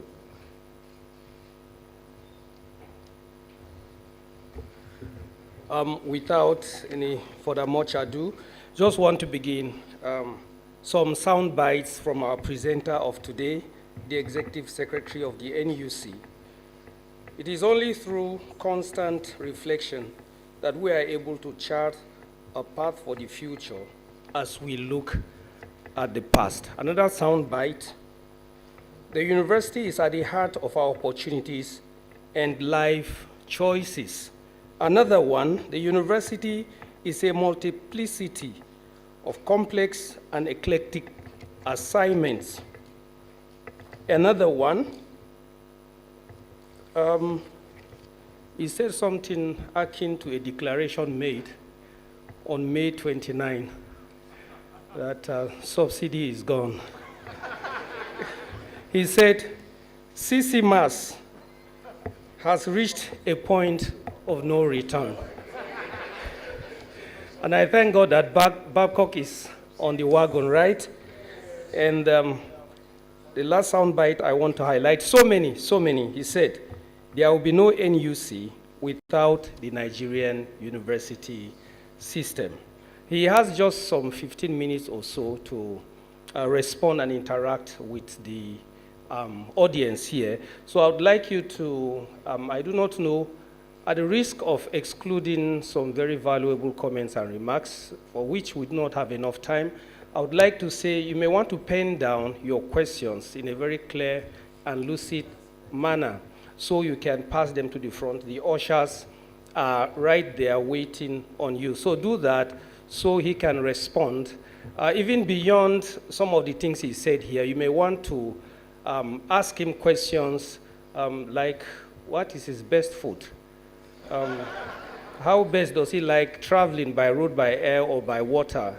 You know, he said in the records we keep, we should have a record of the first person to be sacked, the first cleaner. That was very, very interesting. So please, the floor is open for the questions. I have one from our online audience. The question goes thus. The TED Fund is a specialized tax from so many entities within the country. And private universities are excluded from benefiting from the fund, even though they produce graduates that contribute to the development of the economy. I know the NUC Executive Secretary must have been expecting this question. So please, we need to know today why Babcock is not benefiting from TED Fund. All right, so that is one question that came from the online audience. So we look forward to receiving other questions quickly so he can respond to them. Okay, thank you. Oh, the TED Fund one is coming up again. Then the person, it was too late for him to withdraw it when this was read. Okay, please, let's receive more questions. Bring what you have so he can go through them.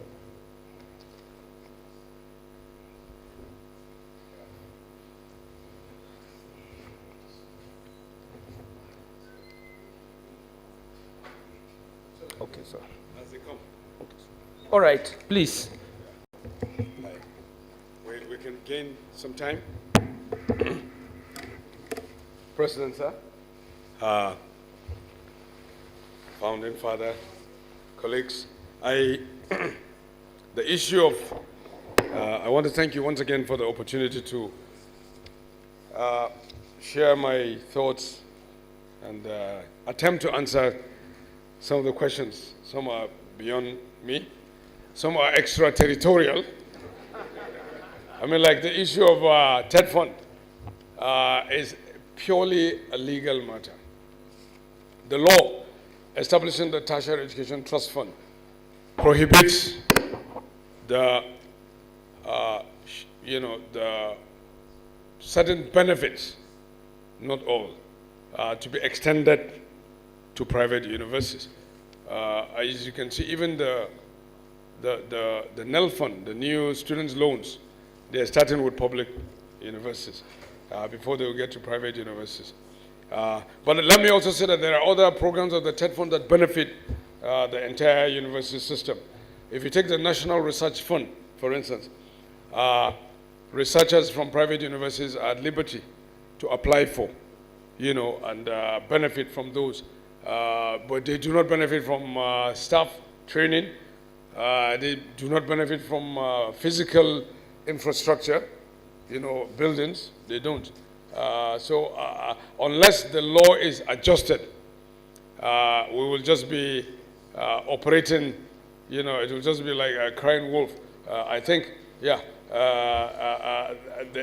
entire nation will have to agree and to speak to the powers that be and to undertake a legislative initiative to amend the law so that we can accommodate private universities.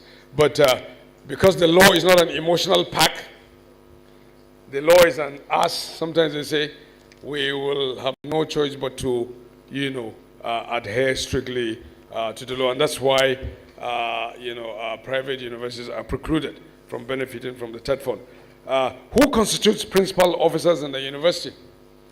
I think every university has a law.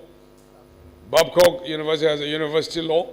This is one of the 3 strategic documents that you must present to the NUC before you get a license. And the law encapsulates all the organs, the ownership structure, the do's and don'ts, who appoints who. So I think the owners of this university will appoint the BOT.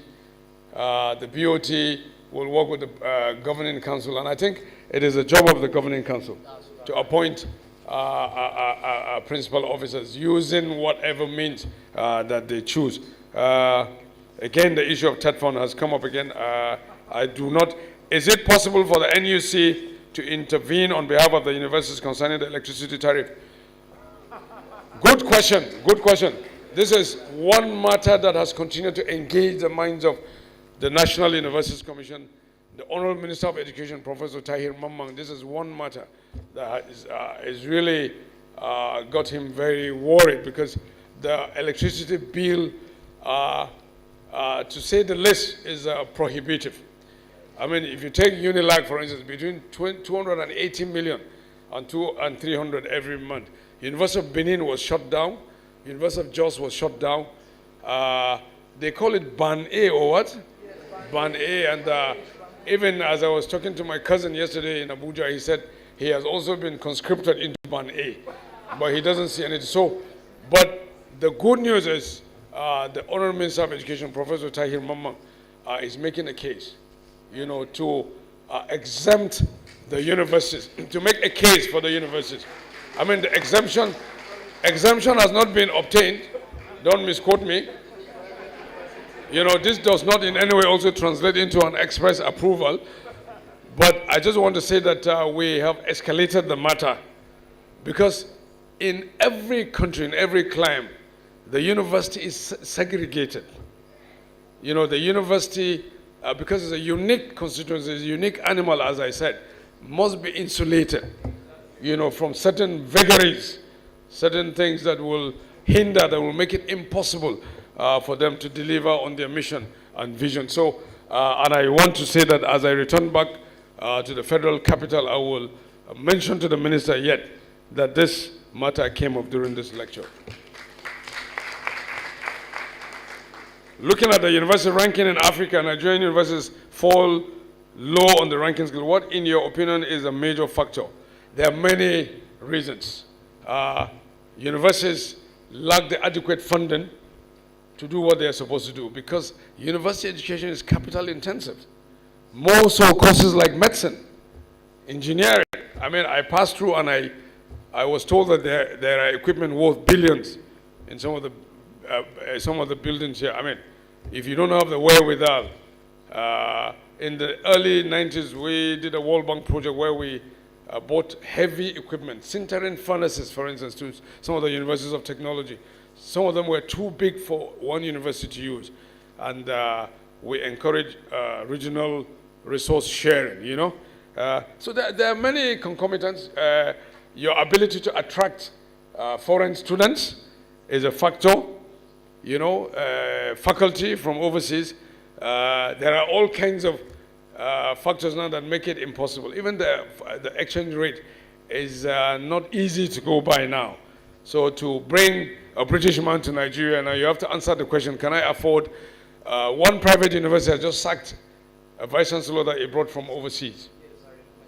You saw that. This vice chancellor was taking $35,000. He was an American. I mean, who can cope with that? I mean, $35,000. I mean, it's something anybody can do. Professor Schottenshire can do a better job, you know, when she's appointed.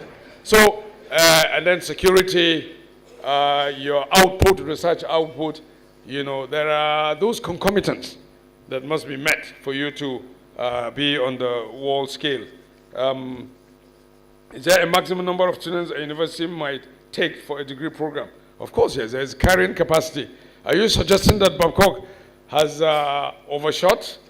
Maybe we should, our lenses, we should put our eagle eye, time for forensic audit, you know. But yes, every university, there's something we call full-time equivalence.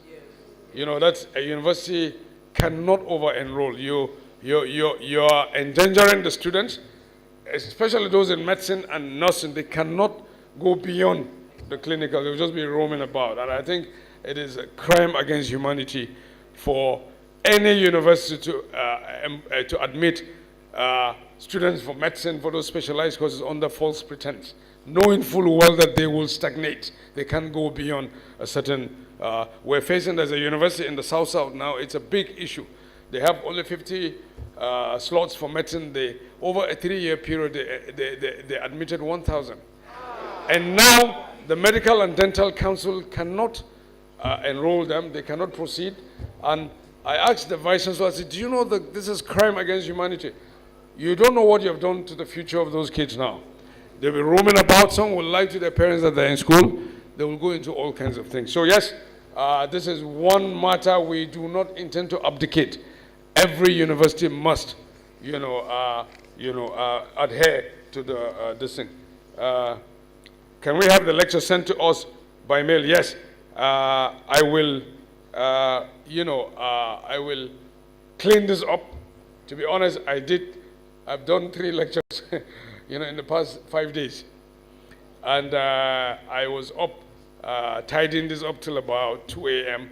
And I had to wake up at 4:30 to catch the 6 o'clock flight. So I already told the Vice Chancellor that I'll go and clean it up and, collocate it and consummate it and send it to the VC, who will in turn disseminate to the, yes, okay? What else again? Another one. Some public universities are resistant to the CCMAS. They can say it openly. I mean, they can say it behind the scenes. But every university knows that the CCMAS, is ineluctable. I mean, it's not a matter of choice. It's not like between Eba and Amala. Can I choose not to eat? Because the danger of that is that you will not be visited. Yeah. You will not be visited. You will have no visits for resource assessment. We will not see this beautiful campus if you choose otherwise. Again, you will not be visited. There will be no resource verification. There will be no accreditation. And you know what that means? It means your students cannot graduate. There will be a lot of stagnation. And you will be named and shamed and blacklisted. You know, any university that does it, because the CCMAS, the beauty of the CCMAS, as I enumerated, it's that it is the collective, achievement of the entire Nigerian university system. That's why I asked those who participated, and you could see, Babcock had a hand in the pie. If you go to Adeleke, which is an offshoot of Babcock, I know, it's a 7-day Adventist. If you go to Redeemers, if you go to Covenant, we make sure that we involve academies, we involve professional bodies, we have documented minutes of meeting, all the inputs. We had a colloquium, we had a validation session. I mean, it's like going on a highway and making a U-turn. It's not possible. I mean, I want to urge universities, academics, administrators alike to join hands, join forces with the NUC so that we can actually, you will be shocked to know that we're already thinking of the next review. Yeah, because curriculum is evolutionary, it's dynamic. Every 5 years, I mean, Professor Alalade, cannot tell me that the same curriculum he did how many years ago is still the same. Because curriculum is dynamic, and he has seen it as a teacher. He has participated in the incubation, in the evolution of the various curriculums. So yes, the curriculum, we've gotten to the point of no return.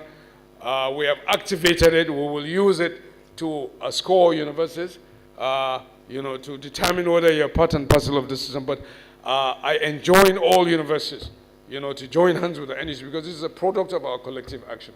It's not an NUC thing. And this is nothing new. Over the years, this is what we did with the minimum academic standards in 1989, and then the benchmark minimum standards in 2007. And for you to consummate new curriculum is a function of so many things. Feedback, suggestions from the captains of industry, demands of the 21st century workplace. The fact that we cannot be an we cannot be an autarky. Like the economists say, I am on my own, let the whole world go to blazes. No, we are part and parcel of a global university movement and a community. How can NEC harmonize age and name issues with WAEC exam? This is one matter that we're taking up with the minister. I think there is a meeting on this that is going to take place, and the nation will be informed accordingly as to where we are. Is there anything NEC can do to encourage non-academic staff when they cross over to academic, so that they can at least start from a level that shows that there are several years of non-academic service is not counted as zero? This sounds like a gloomy picture, but I am sure the conditions of service as applicable to every university will answer this. I mean, every university will. I mean, you don't also expect to be converted. You were building a Volkswagen, right? And now you have converted into a Lexus. Yeah, there are consequences, to pay. So, but I'm sure every university will have to answer the question. Is there any other puzzle? Yes, sir.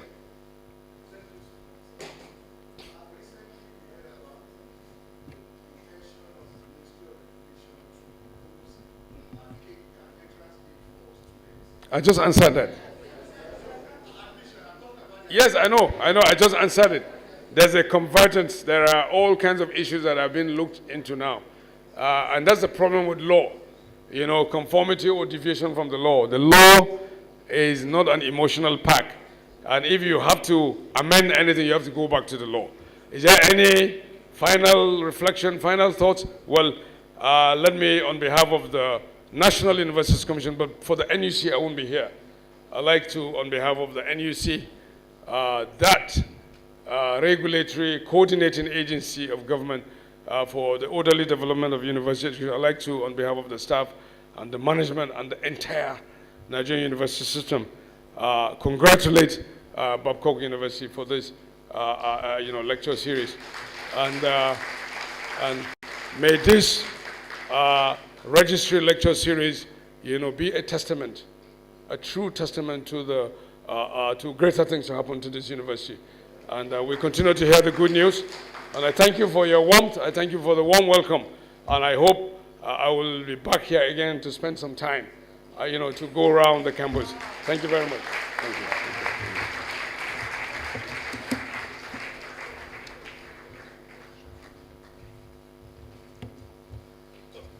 Thank you very much, sir, for the responses and for the very clear answers given.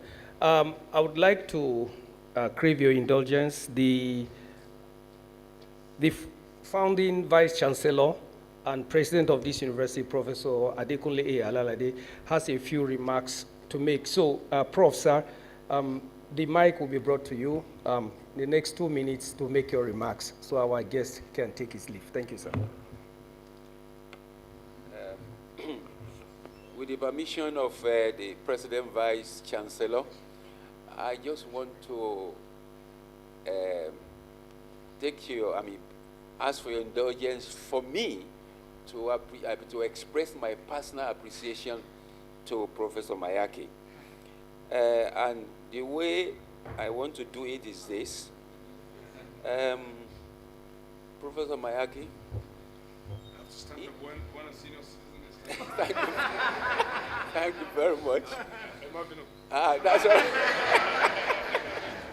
right. Well, through the Vice Chancellor, I want to say that if I have a direct line to the Minister of Education and also to President Bola Tinubu, what I would like to recommend is to say that they must, with immediate effect,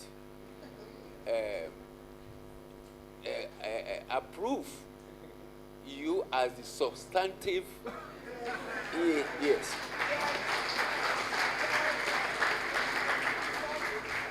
Why do I say that? I think you have demonstrated that you are the best for that position. You know, I work with Professor, I worked 2 years, Professor Jibreel, mostly Jibreel. He used to call me Egban. And I work with Peter Okobukola. He also used to call me Egban, Baba, sometimes. And I'm meeting you for the first time. I'm listening to you for the first time. I think you just convinced me that there could be no better person for that position. But unfortunately, I don't have direct line. What I will be doing is to go to the King of Kings and the Lord of Lords and pray that your approval to be substantive yes will be very, very soon. In the name of Jesus. And for me to express my personal appreciation to you, please, if you just move this way, I would like my President, Vice Chancellor, to pass this through him to you. It's just the history of Bako University that I've just launched. And so, thank you very much. May the Lord continue to bless you.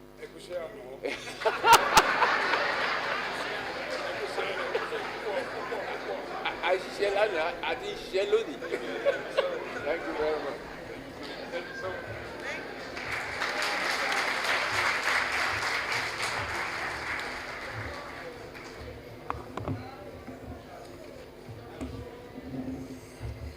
Thank you very much, Maiyaki, who, according to Professor Adekunle Alalade, is an encyclopedia, an inspiring speaker. Thank you very much, sir. So please, Mr. Vice Chancellor, permit me at this point to invite for the vote of thanks. We have no cola nuts to offer you, sir, because we are not sure that you eat cola nuts. Well, we have no Coca-Cola, Pepsi, because we don't sell those on campus. Well, we have water. You probably have had enough water this morning. But we are going to thank you in our own special way. And so I invite Dr. Patience Chioma, the Deputy Registrar, to give the vote of thanks.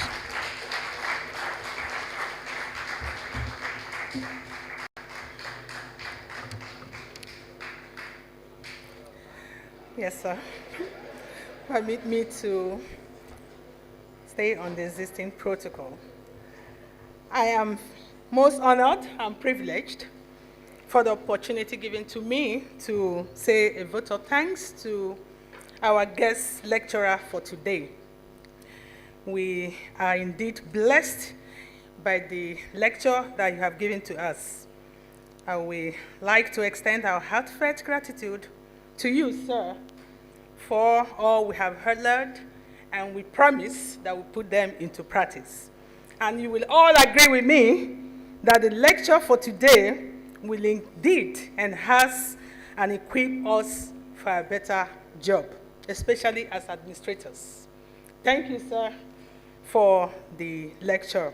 I would also like to express our deepest regard and hearty thanks to our veteran administrator, our father, the President Vice Chancellor, for his constant guidance and support to all of us, both faculty and staff.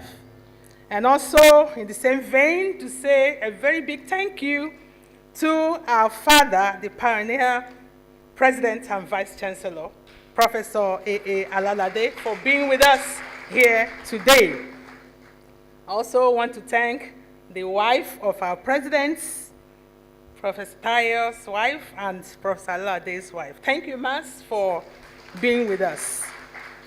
And to our principal officers, we also want to say a very big thank you for all you have been doing for us, especially in helping us in obtaining all necessary administrative approvals, especially for this organization. May the Lord bless you all. We recognize our associate officers of the university, the provosts, the deans, the heads of the departments, academic and non-academic directors, principal. Thank you for being with us today. And indeed, all faculty and staff of Babcock University. We are indeed thankful. I also recognize and appreciate the ICT, the WAD team, and the marketing and communication crew for your assistance in the course of this lecture. You are all appreciated. I recognize and appreciate everyone, the press, friends, especially the registry staff from various universities present here, and those watching us online, especially from Tai Sholari University, Adeleke University, and other universities here. We say a very big thank you to you all for being here, to be with us today in this lecture. And coming home, ladies and gentlemen, I want to appreciate the chairperson and all members of the local organizing committee for this lecture. Please, can you wave? The LOC, thank you very much for your efforts and dedication to duty that made this event a very huge success. We're indeed very proud of you. Finally, I know that no event of this nature can take shape without a hard-working leader. It was the dedication and enthusiasm of our leader that this program was planned and executed. Ladies and gentlemen, join me to appreciate the dedicated, visionary, team player, builder, and humble, selfless leader, our registrar, Professor Jonathan C. Wonsu. We say thank you, sir, for being a very big brother to every one of us. May heaven reward you. It is my prayer that the journey mercies that the Lord gave to you while coming will also be extended as you go back home. May the Lord bless you all for coming. Thank you, and come again whenever we call. Thank you very much.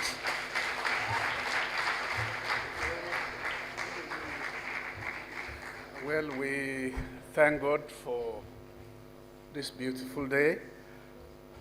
I'm very sure the lecture we received this morning will not end in this venue, but we go back to our offices and following step-by-step guided lecture by the Executive Secretary of the National Universities Commission, our work henceforth will be more advanced, more effective and efficient. And sir, we thank you very much. The culture of Babcock University is after the vote of thanks. There is another vote of thanks tangibly. So for that, I will call on Tola, right? Yes, and sir, so that can be done. Thank you. Maybe. Yeah. Thank you. Thank you very much. You can keep this. Yeah. The camera person is.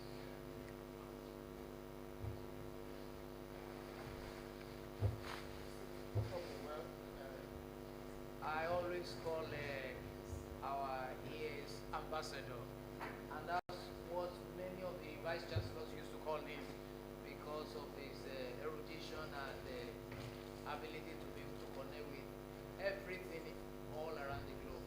So, in appreciation of your excellent delivery today, we are presenting this to you, and it's our prayer that Lord will bless you as you lead out the National Universities Commission. Thank you very much for coming.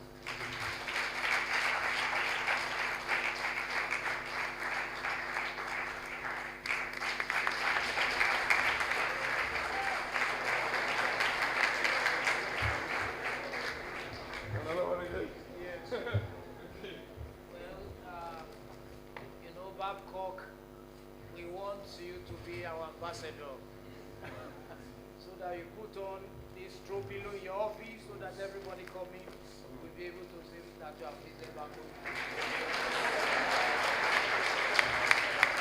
Rainy season, so when you go out of the office, you have Babcock there. And so many other things also included. Thank you so much.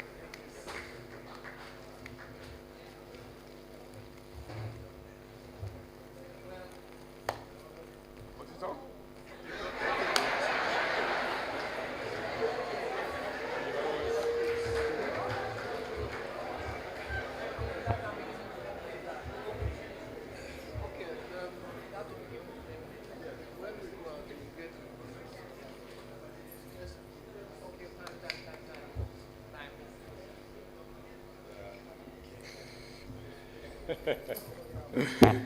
Please, we take the closing prayer now.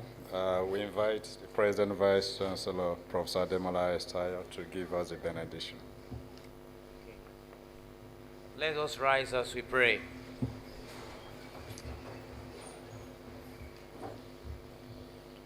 Our Almighty Father in heaven, all-wise, all-knowing God, the author of knowledge, we thank you so much for this meeting, lecture. Thank you very much for our Executive Secretary that came all the way from Abuja early this morning. Thank you for bringing him to Babcock. Thank you for giving him the wisdom to impart this knowledge, not only to Babcock University community, but many administrators in the Nigerian university system online. And now, as he will be going back to Abuja any moment from now to attend to another function, even today, that our God will lead him. Amen. And will strengthen him. Amen. Lord, the assignment is Herculean and is fraught with eternal import. We pray, dear Lord, that you download your wisdom from heaven unto him day by day. Amen. As he lists out in the 274 universities in this country, that your work will prosper in his hand. Amen. The Bible says, when our way pleases the Lord, you make our enemies to be at peace with us. Even the detractors will come to agree with him, O God, for the common good of making the university system in Nigeria to fall in line and find his rightful place in the community of universities globally. Thank you for those that came with him, and thank you for all of us that listened to the lecture. As we depart from here, help us to appropriate the lessons therein so that our institutions will be stronger than ever before. Thank you for all participating universities, even some of them beyond the shore of this country, online. Bless everyone and make Nigeria great. In Jesus' name we have prayed.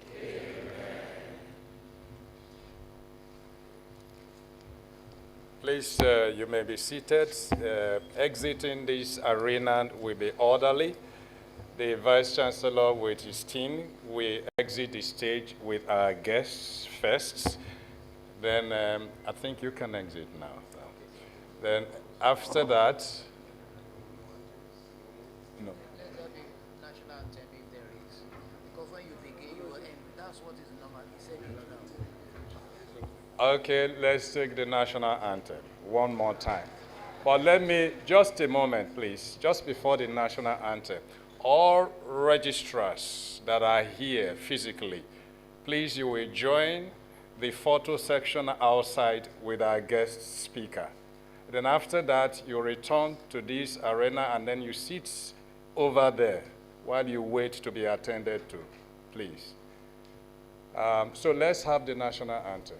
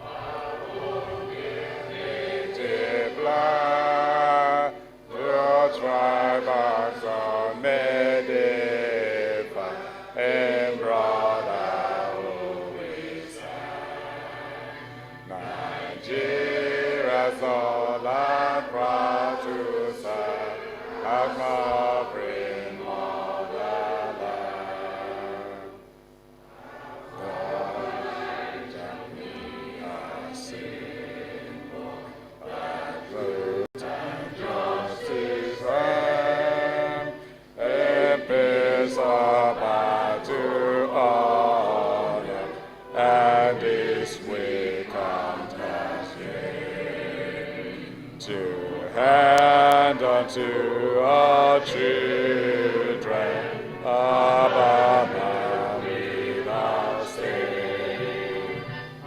O God of all creation, grant this our one request.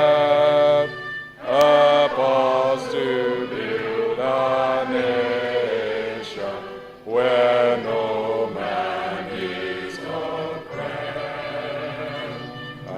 so with peace and plenty, Nigeria may be blessed.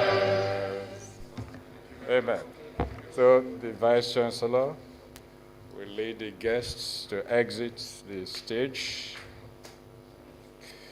I'd like to recognize and appreciate the presence of Adeleke University delegates, the delegations from the University of Lagos, Texas, Ekiti State University, Tai Solarin University, Trinity University, Osun State University, Bamidele Olumiliwa University, Kola Daisy University, Clifford University, RON, that is Redeemers University, AUA University, Unimed University, Covenant University, Mountaintop University, and Bequest University.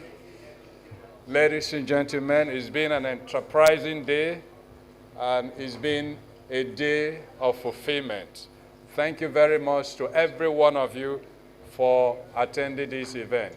I have been thoroughly thrilled and I have been thoroughly prepared with greater knowledge on how administrators of a university should run, can run, and must run to be able to make the operations of the institution work not just effectively, but also efficiently.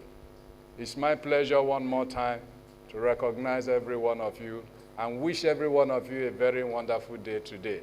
My name is Joshua Suleiman, your very humble friend and colleague.